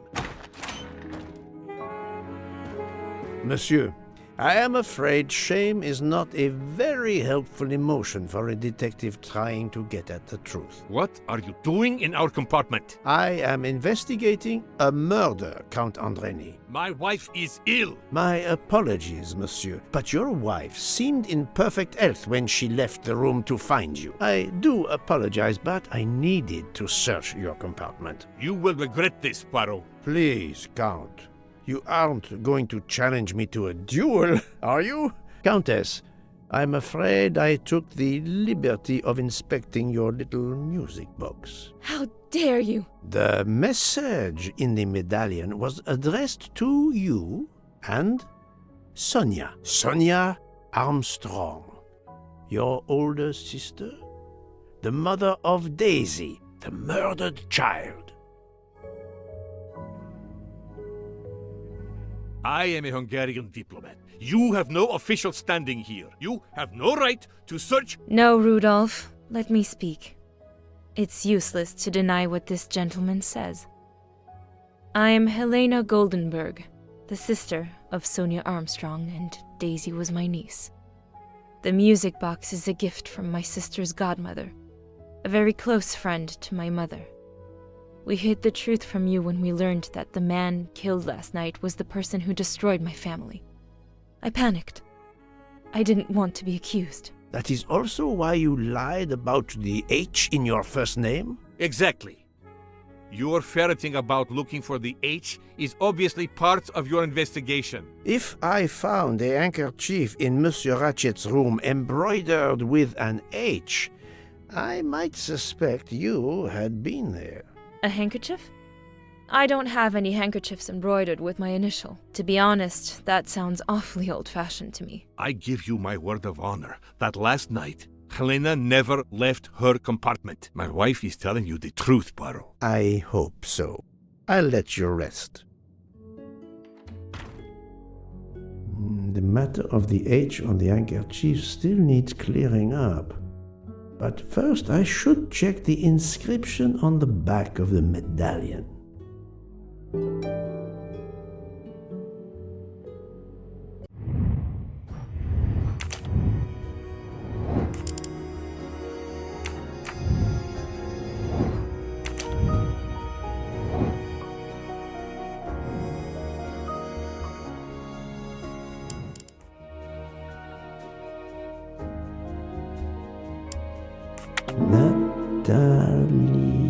Natalia. Would it be Natalia Dragomirov? She is the only Russian passenger on the train. In addition, her first name begins with an H in Cyrillic. I'm right again. That happens to me a lot.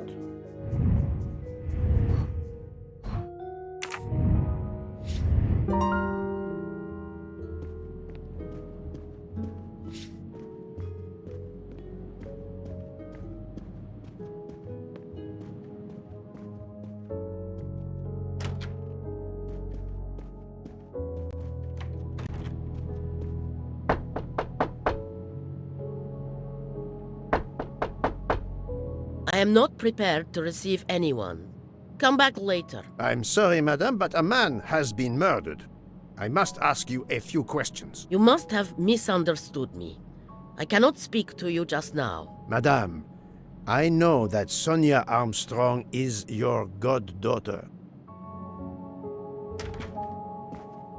Come in, please.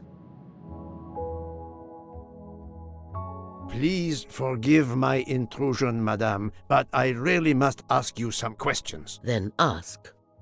I'll answer if it pleases me.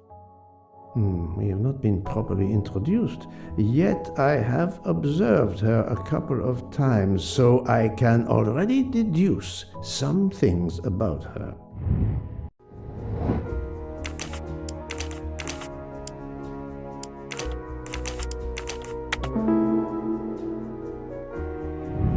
My little gray cells did not let me down. I will first ask you about last night. Will you tell me your movements? I went to bed just after dinner.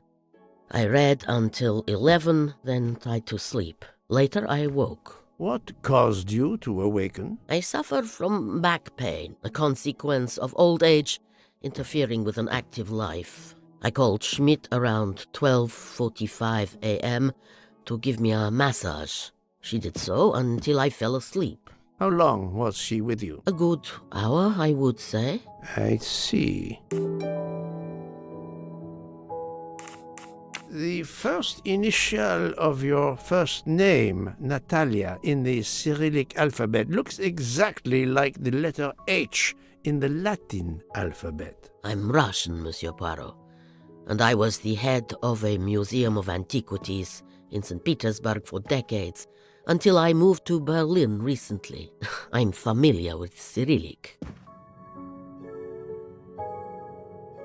This handkerchief is yours, isn't it? Yes, indeed. I lost it. It was found in Monsieur Ratchet's room. Can you explain to me why Madame Schmidt didn't identify the handkerchief? She must have known it was yours. Possibly to protect me. She is very loyal. Your next question will be, how did my handkerchief come to be lying by a murdered man's body? My reply to that is that I have no idea. That is not an answer, madame. It is all I am able to give you. I must tell you, Princess Dragomirov, I have discovered something astonishing. And that is? You are Sonia Armstrong's godmother. You make that sound like a revelation. I have never hidden the fact, monsieur. You knew Colonel Armstrong well, then? I knew him slightly, but his wife, Sonia Armstrong, was my goddaughter. I was on terms of friendship with her mother, the actress Linda Arden. Linda Arden was a genius, one of the greatest tragic actresses in the world. I was not only an admirer of her art, I was a personal friend. Very well. But this links you to the Armstrong kidnapping case. Elena Andreni is the sister of Sonia Armstrong, the late mother of Daisy Armstrong, kidnapped and killed by the man who was murdered on this train, Ratchet. Indeed. Was it he? Then justice has at last been served. Allow me to summarize. Do I have a choice? First coincidence, I shall call it. You are close to the Armstrong family, and the presumed assassin of Daisy Armstrong was killed while you were on board the same train. Second coincidence. Your handkerchief happens to be found at the foot of the victim's bed. Third coincidence. One of the stab wounds inflicted on the body was by a left-handed person. You are left-handed. That is a lot of coincidences, Princess Dragomirov. Well, Monsieur Poirot, call it fate. If you report to the police your coincidences, they will laugh. A woman of my age and frailty has violently murdered a man? With how many potential witnesses who saw me doddering along the corridor in the middle of the night like Lady Macbeth? You are right, Princess. You could not work alone, which means you have one or more accomplices. And it is only a matter of time before I find out who they are. I would appreciate it if you would remove yourself from my room and take your fantasies with you.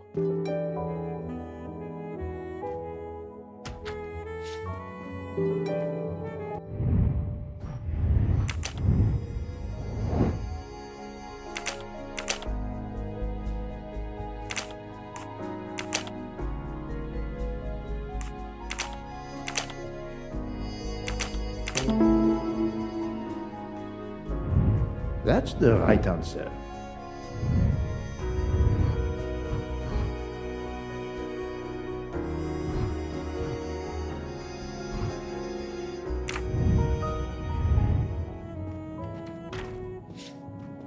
Oh, Poirot, you're there.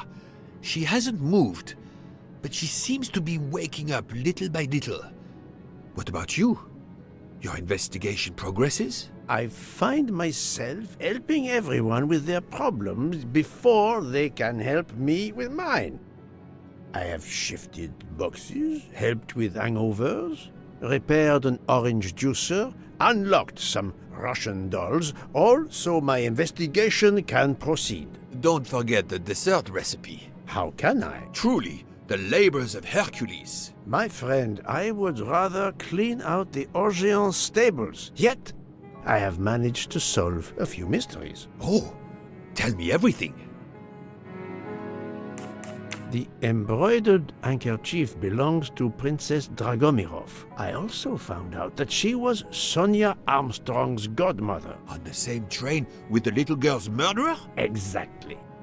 Also, Elena Andreni is the younger sister of Sonia Armstrong, Daisy's mother. Another passenger connected to the Armstrong case? Yes, Book. What are the odds, do you think? But I cannot see either woman stabbing Ratchet over and over again in a frenzy. And they apparently have alibis. I had 3 theories concerning the broken watch. It could have been tampered with. It could have been out of adjustment before the murder. Or, of course, it could indicate the actual time of the murder. The only hypothesis I could rule out was that the watch was out of adjustment. For the others, they are impossible to verify. So the watch is of little use to the investigation. And I was convinced that it indicated the time of the crime. 2 women involved in the Armstrong case. Let us not forget our patient here. There are 3 women. Look, she seems to be waking up.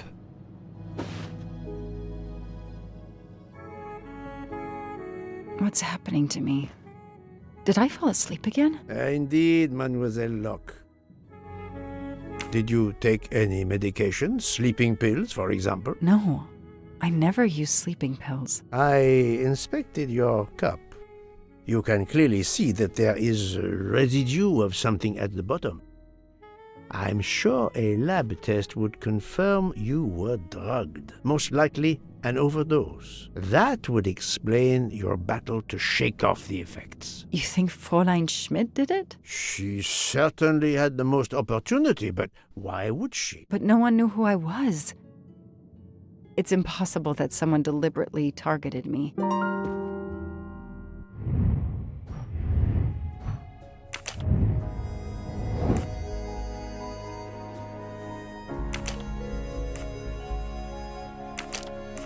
I do not think that's the right answer.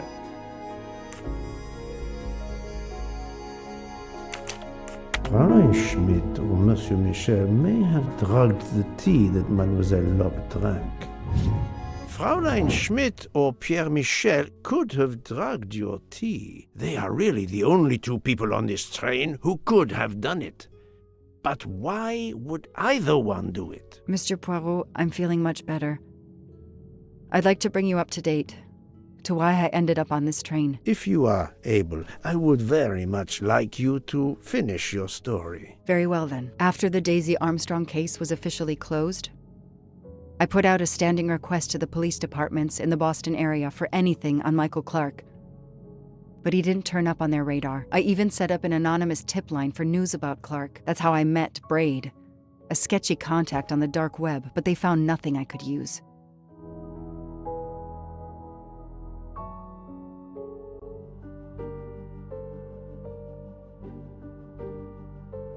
Four long years passed without anything new.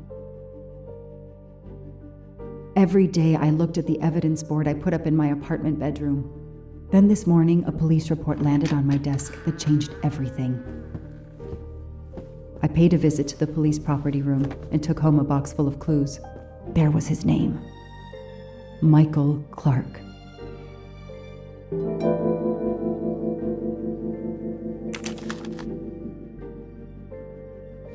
A bill from the power company with, I'm sure, plenty of excuses why my rates keep going up.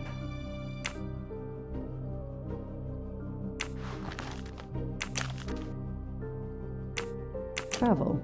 For the discriminating traveler. Also for the overworked detective who never seems to have time for a vacation. Well, I can dream, can't I?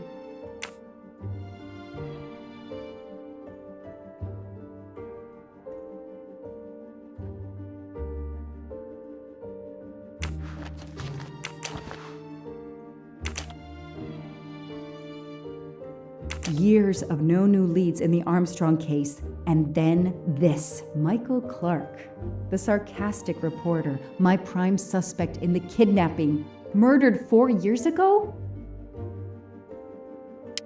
This is Michael Clark? He doesn't look anything like the journalist I interviewed. Michael, you have earned a place on my evidence board.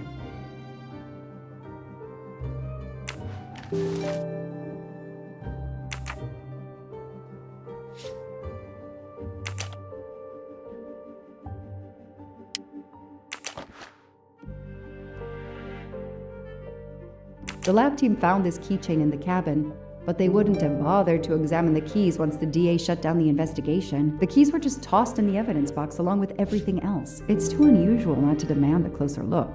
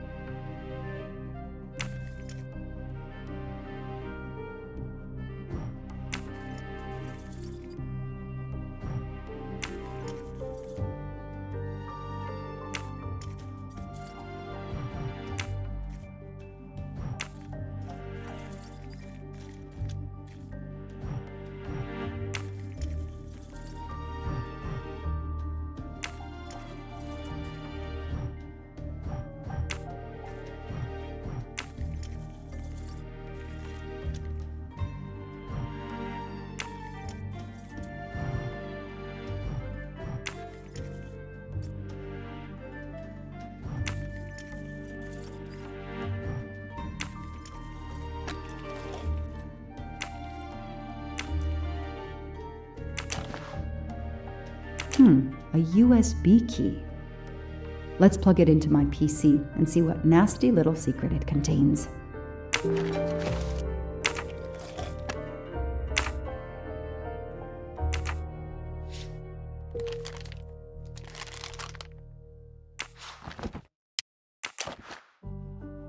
Fluffy.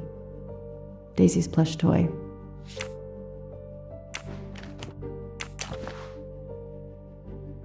So clever. All that evidence, and yet no DNA found.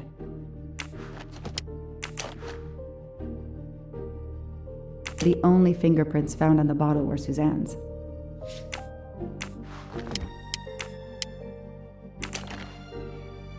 Suzanne's hair, so conveniently left in the cabin for us to find. It was planted. I knew she was innocent.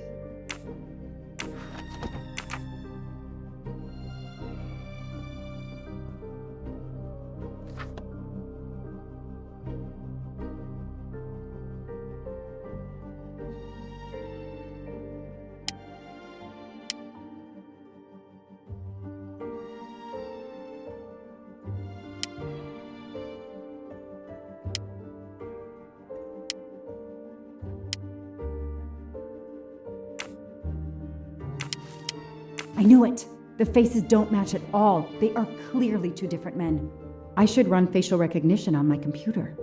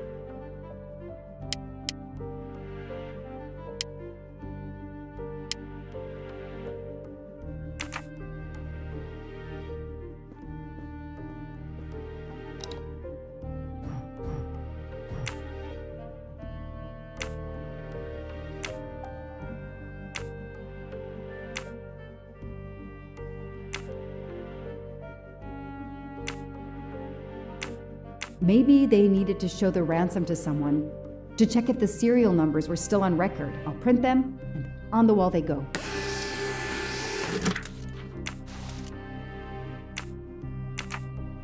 Okay, the real Michael Clark has been dead for years. Let's see if the photo of the fake Michael Clark matches someone in the database of known criminals. I've tried this several times in the past few years, but came up empty. Maybe whoever he really is has finally made a mistake. That could be him, but he looks pretty different. Yes, he seems different at first glance, but still, it's the same person. That's it! All right! He's changed his appearance a lot. Probably had some plastic surgery on his nose, but there is no doubt it's the same person. Let's see why he was arrested.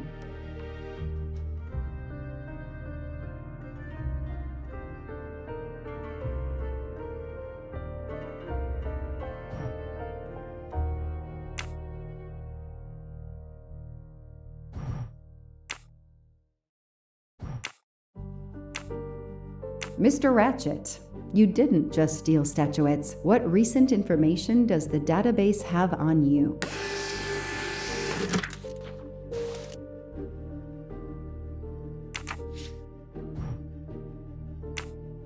It's so frustrating. I have a name, but I can't find anything about him. But I know just who to call.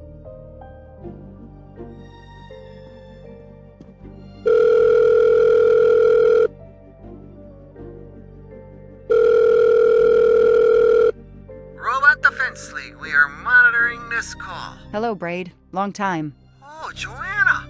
Hey, how may I assist you? I need you to search the dark web. Yeah, can you narrow that down a little? Because, it's pretty big and pretty dark out here. Could you find intel about a Samuel Ratchet? Samuel Ratchet.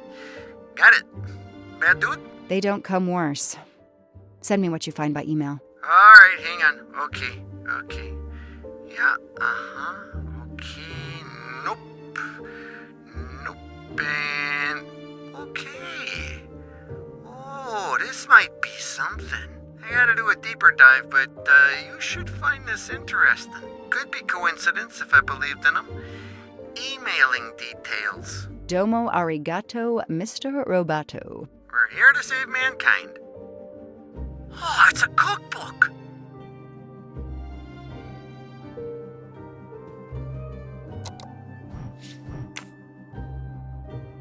The Orient Express. I'm gonna print these tickets and put them on the board.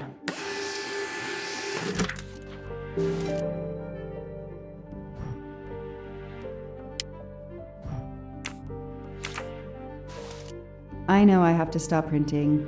It's bad for the planet.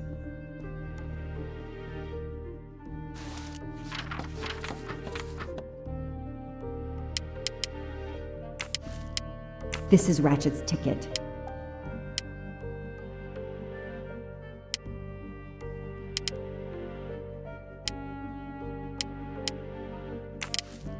This tattoo is the same on both pictures.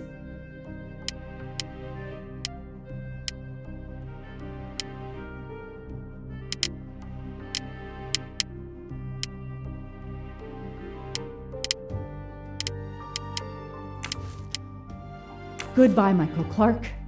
Hello, Samuel Ratchet, the man who stole your identity and your life. These tickets were all booked by McQueen.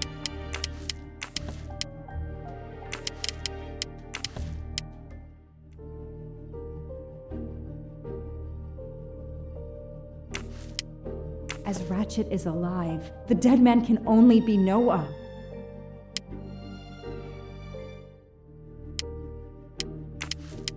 The person traveling with Ratchet has the same last name as my district attorney during the Armstrong case?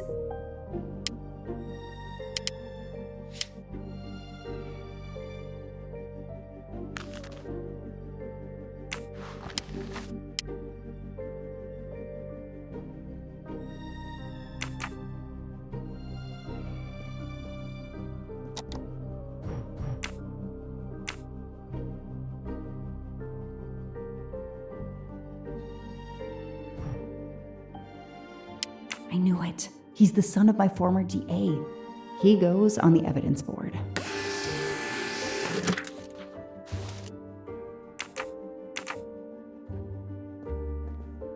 I know I have to stop printing. It's bad for the planet.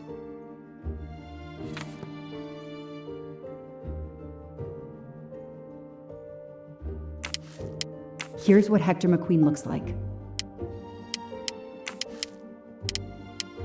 This guy works for Ratchet, and if that's a coincidence, I'll eat my badge.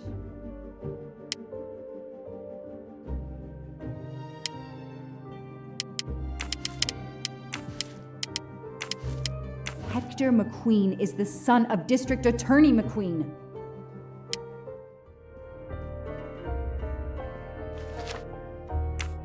The Orient Express departs from Istanbul next week. Interesting. I'll put it on the board.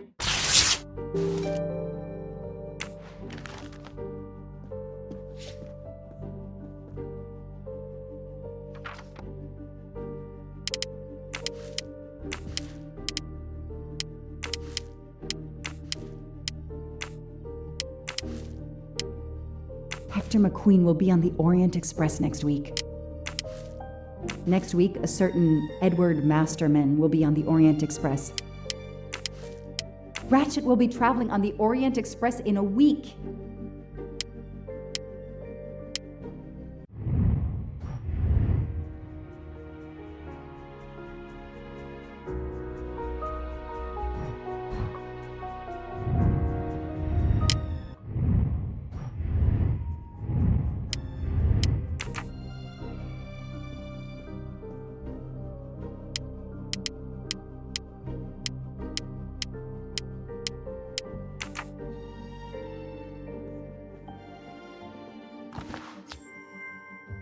shiny facial hair.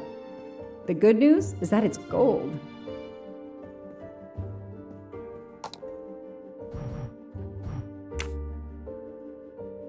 Shaved off the metro beard.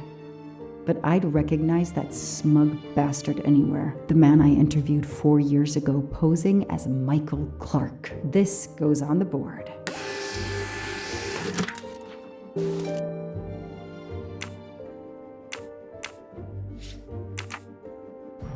Absolutely nothing on this Cassetti. His driver's license is almost surely a fake.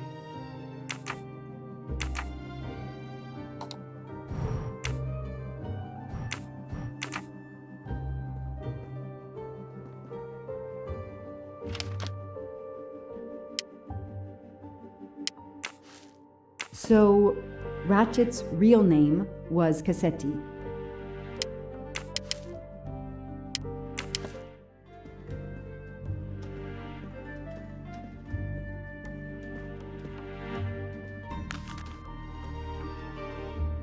The event?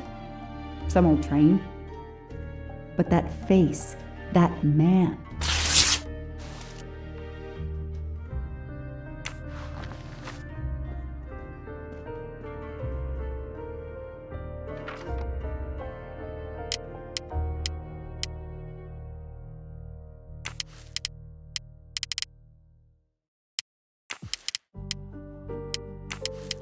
Foscarelli will be on the Orient Express next week.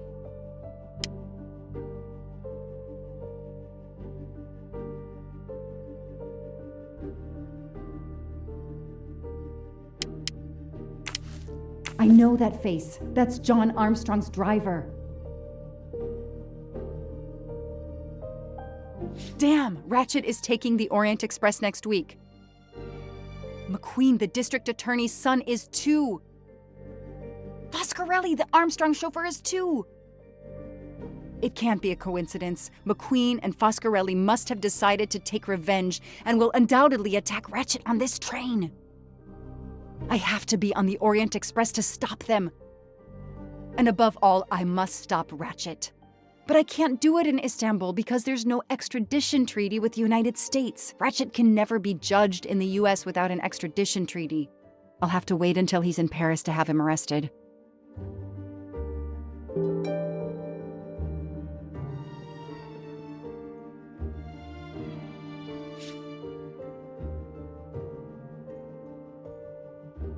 Every compartment is taken for this special anniversary journey. Oh, it's impossible to find a ticket. What can I do?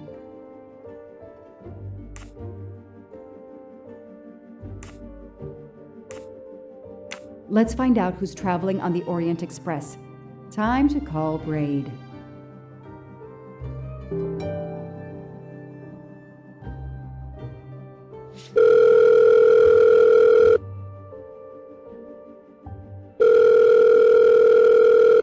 Braid! It's me again. I haven't found anything useful yet. I need one last favor. But it's a big one. Uh-oh. Can you find me the list of passengers of the Orient Express for that anniversary trip? Hold on. Jeez, their IT is surprisingly good. Maybe because of the big event. I found the list, but they sealed my back door as I was starting to capture it. Oh no. Whoa, calm down. I got one name. Female. The name I got before they kicked me off the server was Stacy Johnson. Do you feel like a Stacy Johnson? The question is, how is she going to feel about helping me? That's one you'll have to figure out for yourself. I gotta go back to weaving my magic on the web.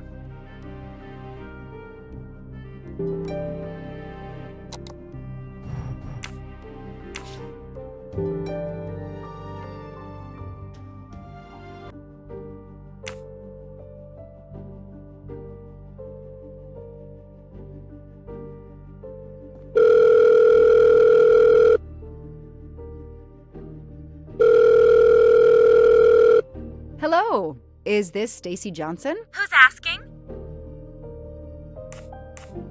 I'm a journalist for a major online site. I've had it with journalists. I'm hanging up. Goodbye. Wait. My name is Joanna Locke. I'm a police detective. And I'm just an actress. Now what did I do wrong? Nothing. I need your help. I need to take your place in the Orient Express. Is this a joke? No way.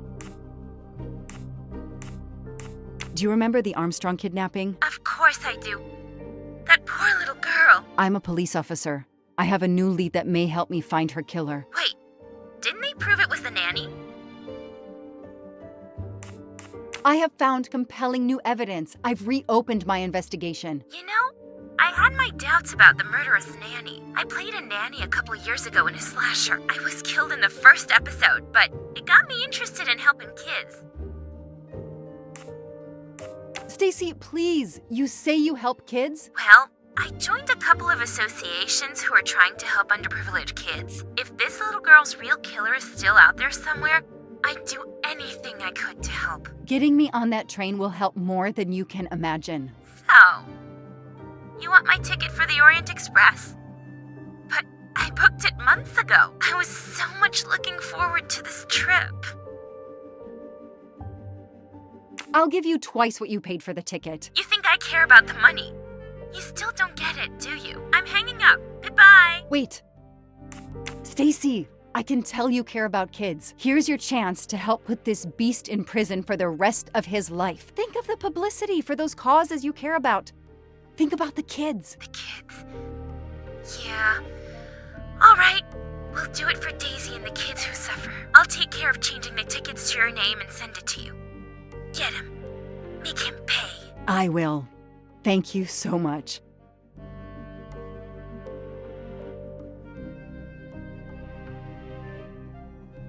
Stacy was as good as her word.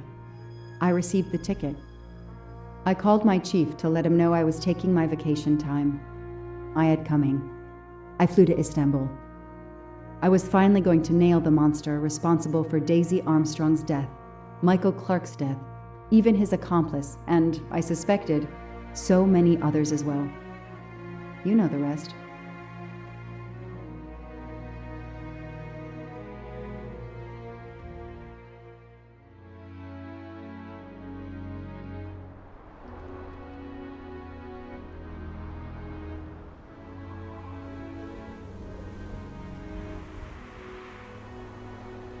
And that's how I found myself on this train. On Ratchet's trail. The rest, you know. My identity is easily checked with the Berkshire Police. Thank you for your detailed account, Mademoiselle Locke. In addition to giving us crucial details of the investigation, you have made it clear that there are many who might wish to see Ratchet dead. I know you are innocent. Your forthright testimony and your movements, or lack of them, last night eliminate you from our list of suspects. I agree, without a doubt. Another detective will be great help to the investigation. Book. Although my friend certainly does not need any help. You are too kind. Thank you for believing me. I'd like to help in any way I can. Do not worry, Mademoiselle Locke. Already I see things more clearly. It's obvious whoever drugged you was trying to derail your investigation. You mean the person who did this to me is Ratchet's killer? Both Monsieur Michel and Fräulein Schmidt had the means and opportunity to drug you. While you get your strength back, I intend to interview them. Excellent idea, my friend. All this excitement has whetted my appetite. I'm sure Mademoiselle Locke won't say no to a good, invigorating meal. What? No. I want to hear what the conductor and Fräulein Schmidt have to say for themselves. It is my duty to ensure the well-being of the passengers. If Dr. Constantine has no objection, I will escort you to the restaurant car. On the contrary, some food will do her the greatest good. Well, I'm still a little shaky. Mr. Poirot, will you please keep me informed about what you learn? You may be certain of it.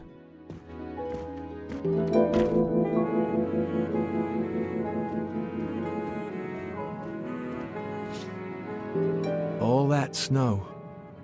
Are you familiar with the concept of entropy, Monsieur McQueen? Oh, Mr. Poirot, I didn't see you. Entropy? Randomness in a system or something? Yes, unpredictability. Even the best laid plans can go astray, thanks to something as simple as... An unexpected passenger? Perhaps. Or snow.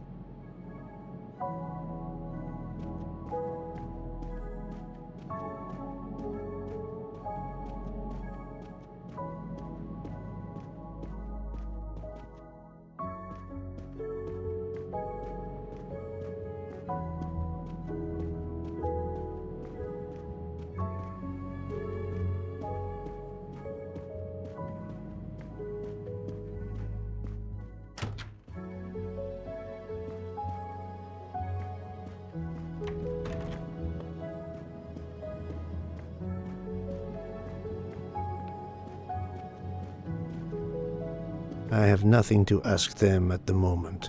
I should leave them alone.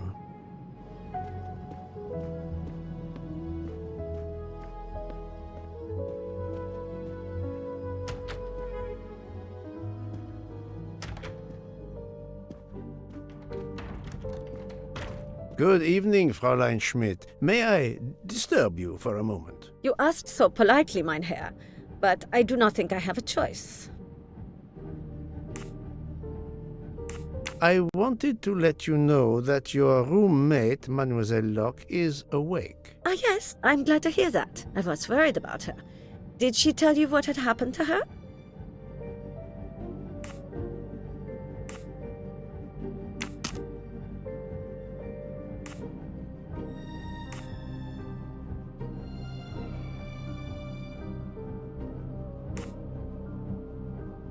I know you drugged Mademoiselle Locke's tea. Don't try to deny it. Nevertheless, I do deny it.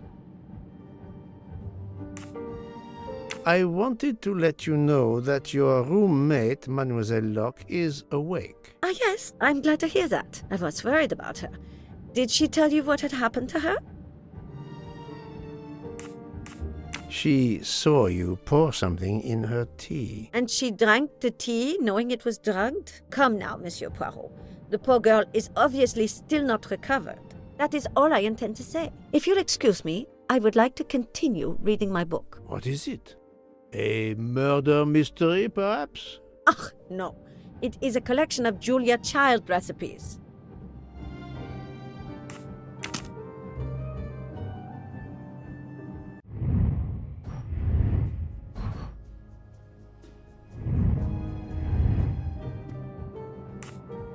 I wanted to let you know that you... Ah, yes, I'm glad to hear that. I was worried about her. Did she tell... Unfortunately, she doesn't remember much, but we found a residue of a sleeping pill in her cup of tea. Since you two were alone together in your room when she drank it, who else but you could have drugged her? Must I point out I do not make the tea on this train? You should question the conductor or the kitchen staff.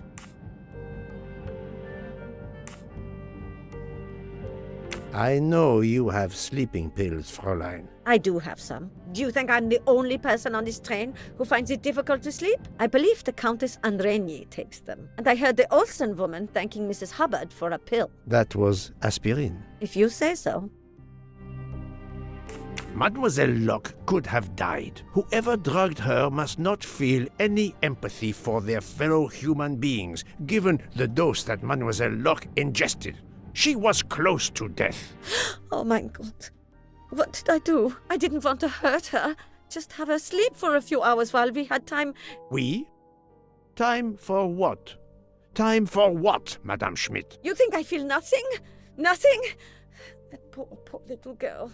Indeed, that poor little girl. Fräulein Schmidt is somehow connected to the Armstrong case.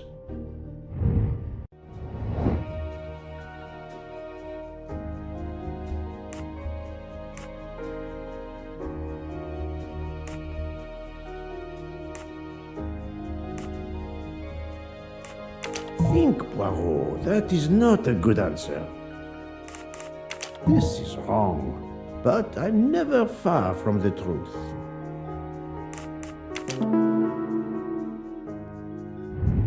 My little grey cells did not let me down. Fräulein Schmidt, I have a certain reputation for sniffing out... I am not a murderer. Forgive me, but I was going to say brilliant chefs. You were the Armstrong family's cook, were you not? But... yes.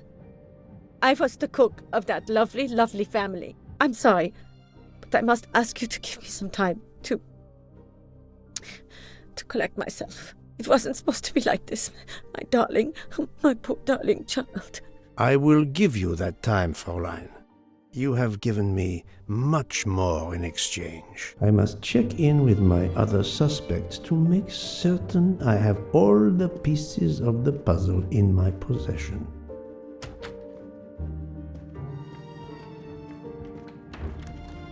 Can I get you something, Monsieur Poirot?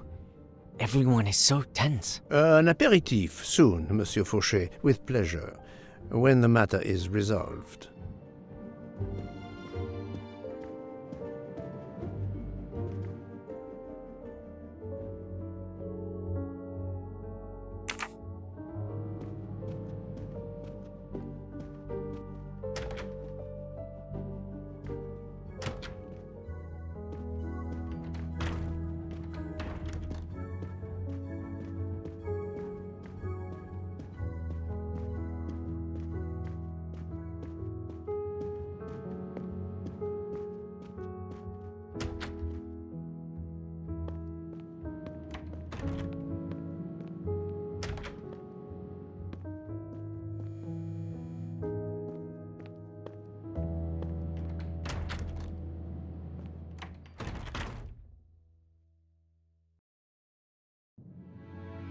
Good evening, Michel. Am I bothering you? You seem stressed. With everything that's going on, I must admit, it's difficult to be relaxed. Of course, I understand. Especially since we know that Detective Locke's tea was drugged before it was served to her. Detective? Come now, Michel. Surely you would have taken the opportunity to search her things and found her badge. Luckily, she woke up and was finally able to tell us her story. Otaru boiled the water, Jean made the tea. I just brought it. Sir, it could have been any of the staff. Your defense is to accuse others?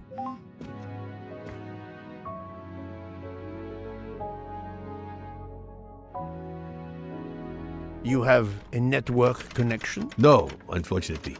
It's just an automatic reminder to pay my rent. I always forget, and my landlord complains. Pierre Michel had to be involved in the murder. The drugged tea, his post at the end of the hall, and now I know why I know more than one of those people on the screen.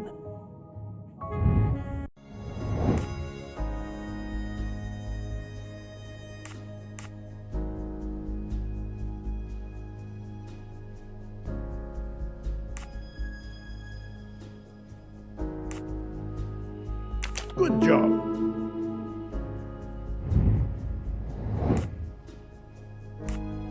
Good.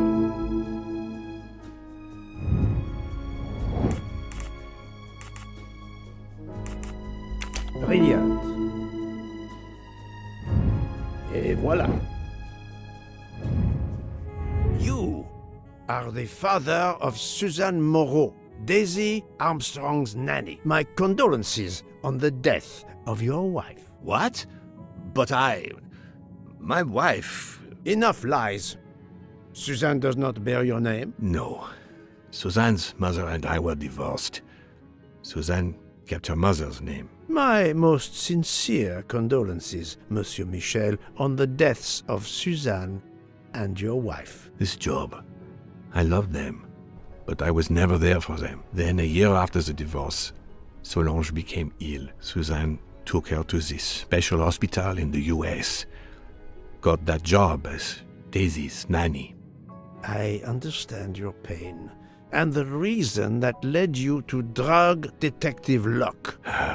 We really can't hide anything from you, can we? Many have been foolish enough to try and keep the truth from Hercule Poirot. Yes, I admit, I drugged the tea. But it was only to keep her quiet, until I could...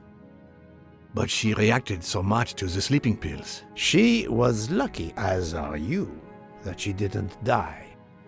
To be frank, there is one more thing that puzzled me, but I think I understand now.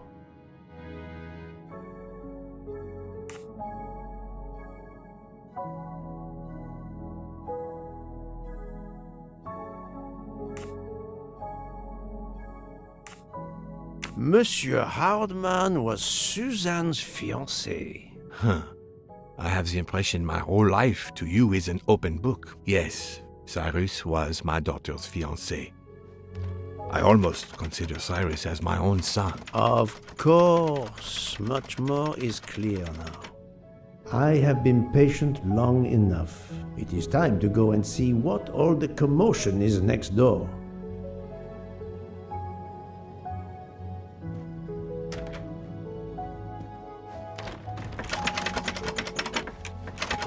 Monsieur Hartmann, excellent. The gods who watch over detectives must have trapped you here. Why didn't they watch over me? I'm a detective too. I was talking to Michelle about a leaky faucet, and I wanted to go out, but you showed up. No need to invent some preposterous story. But really, Michelle has told me everything. You are the fiancé of Suzanne Moreau, his daughter. Oh. I see. Surely this is not a big surprise to you. No. Suzanne was the only woman I ever loved. And I failed her. We got into a spat. It was nothing, but I was too proud to apologize.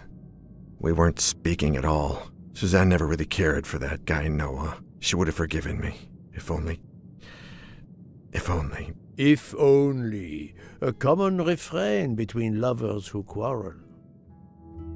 Obviously, Pierre Michel and Fräulein Schmidt both drugged Detective Locke's tea, causing the overdose.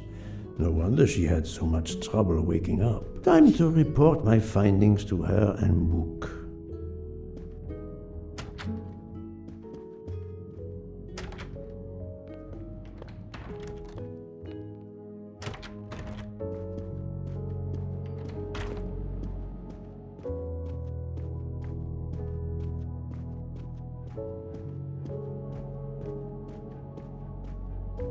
So, my friend, tell me, you have something new? Mademoiselle Locke, I know who drugged you. Fräulein Schmidt and our conductor Pierre Michel both admitted putting sleeping pills into your tea. This explains your overdose. They are relieved you are recovering. Michel drugged a passenger? On behalf of the company, I offer my apologies to you, Mademoiselle Locke. Michel will answer for this outrage. Both of them? I was pretty sure about Fräulein Schmidt, but I admit that I did not suspect the conductor.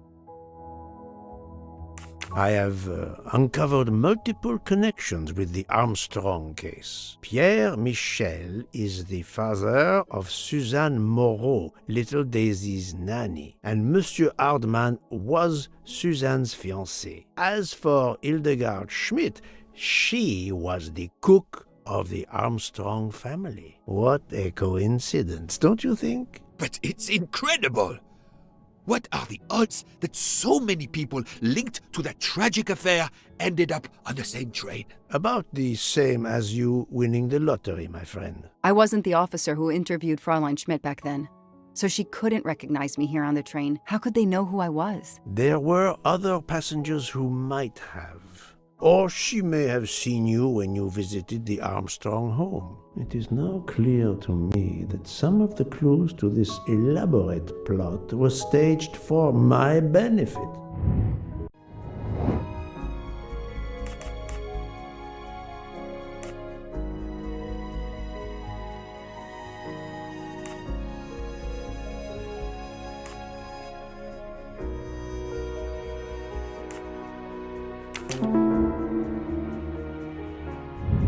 That's the right answer. Some clues and information collected so far could lead to a hypothesis. The murderer boarded the train in Vinkovsky, killed Ratchet, and then left the train immediately. How did you come to that possibility? Monsieur Hardman told me about a short man with a high-pitched voice who threatened Ratchet. Imagine for a moment that this man, wearing a wagon-lit conductor's jacket, killed him while Michel was on the platform at Vinkovsky. This murderer then hid the conductor's jacket in Detective Locke's room, then fled before the train left. Why choose Detective Locke's room? Why, indeed. Let me re-explain from the beginning.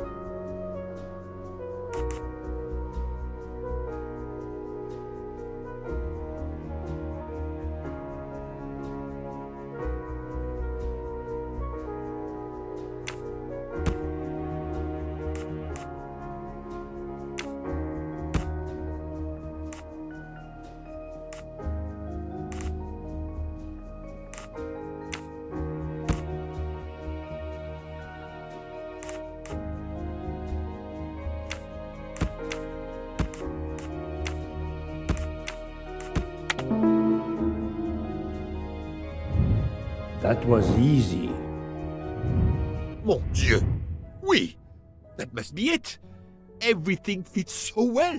It fits too well, my friend. Other clues lead to a second hypothesis, much more plausible.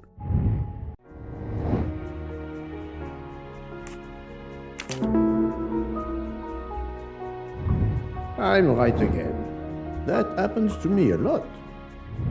So, we have multiple murderers, all related to the Armstrong case. The murderer from Winkowski was a fabrication to turn suspicion away from those on the train. They expected the investigation to be led by some small-town official who could easily be misled. Mr. Poirot? Detective Locke, forgive me. You are an obvious exception. You tracked Ratchet with the tenacity of a bloodhound. Unfortunately for the killers, they not only had you to deal with, but now they had, and I say this with all modesty, the world's greatest detective, Hercule Poirot, dropped into the midst of their meticulous planning. Multiple murderers? Multiple detectives? Poirot, please take pity on me. Who is linked to this case, and who is not? My poor friend, I have gone speeding out of the station without you. I will continue.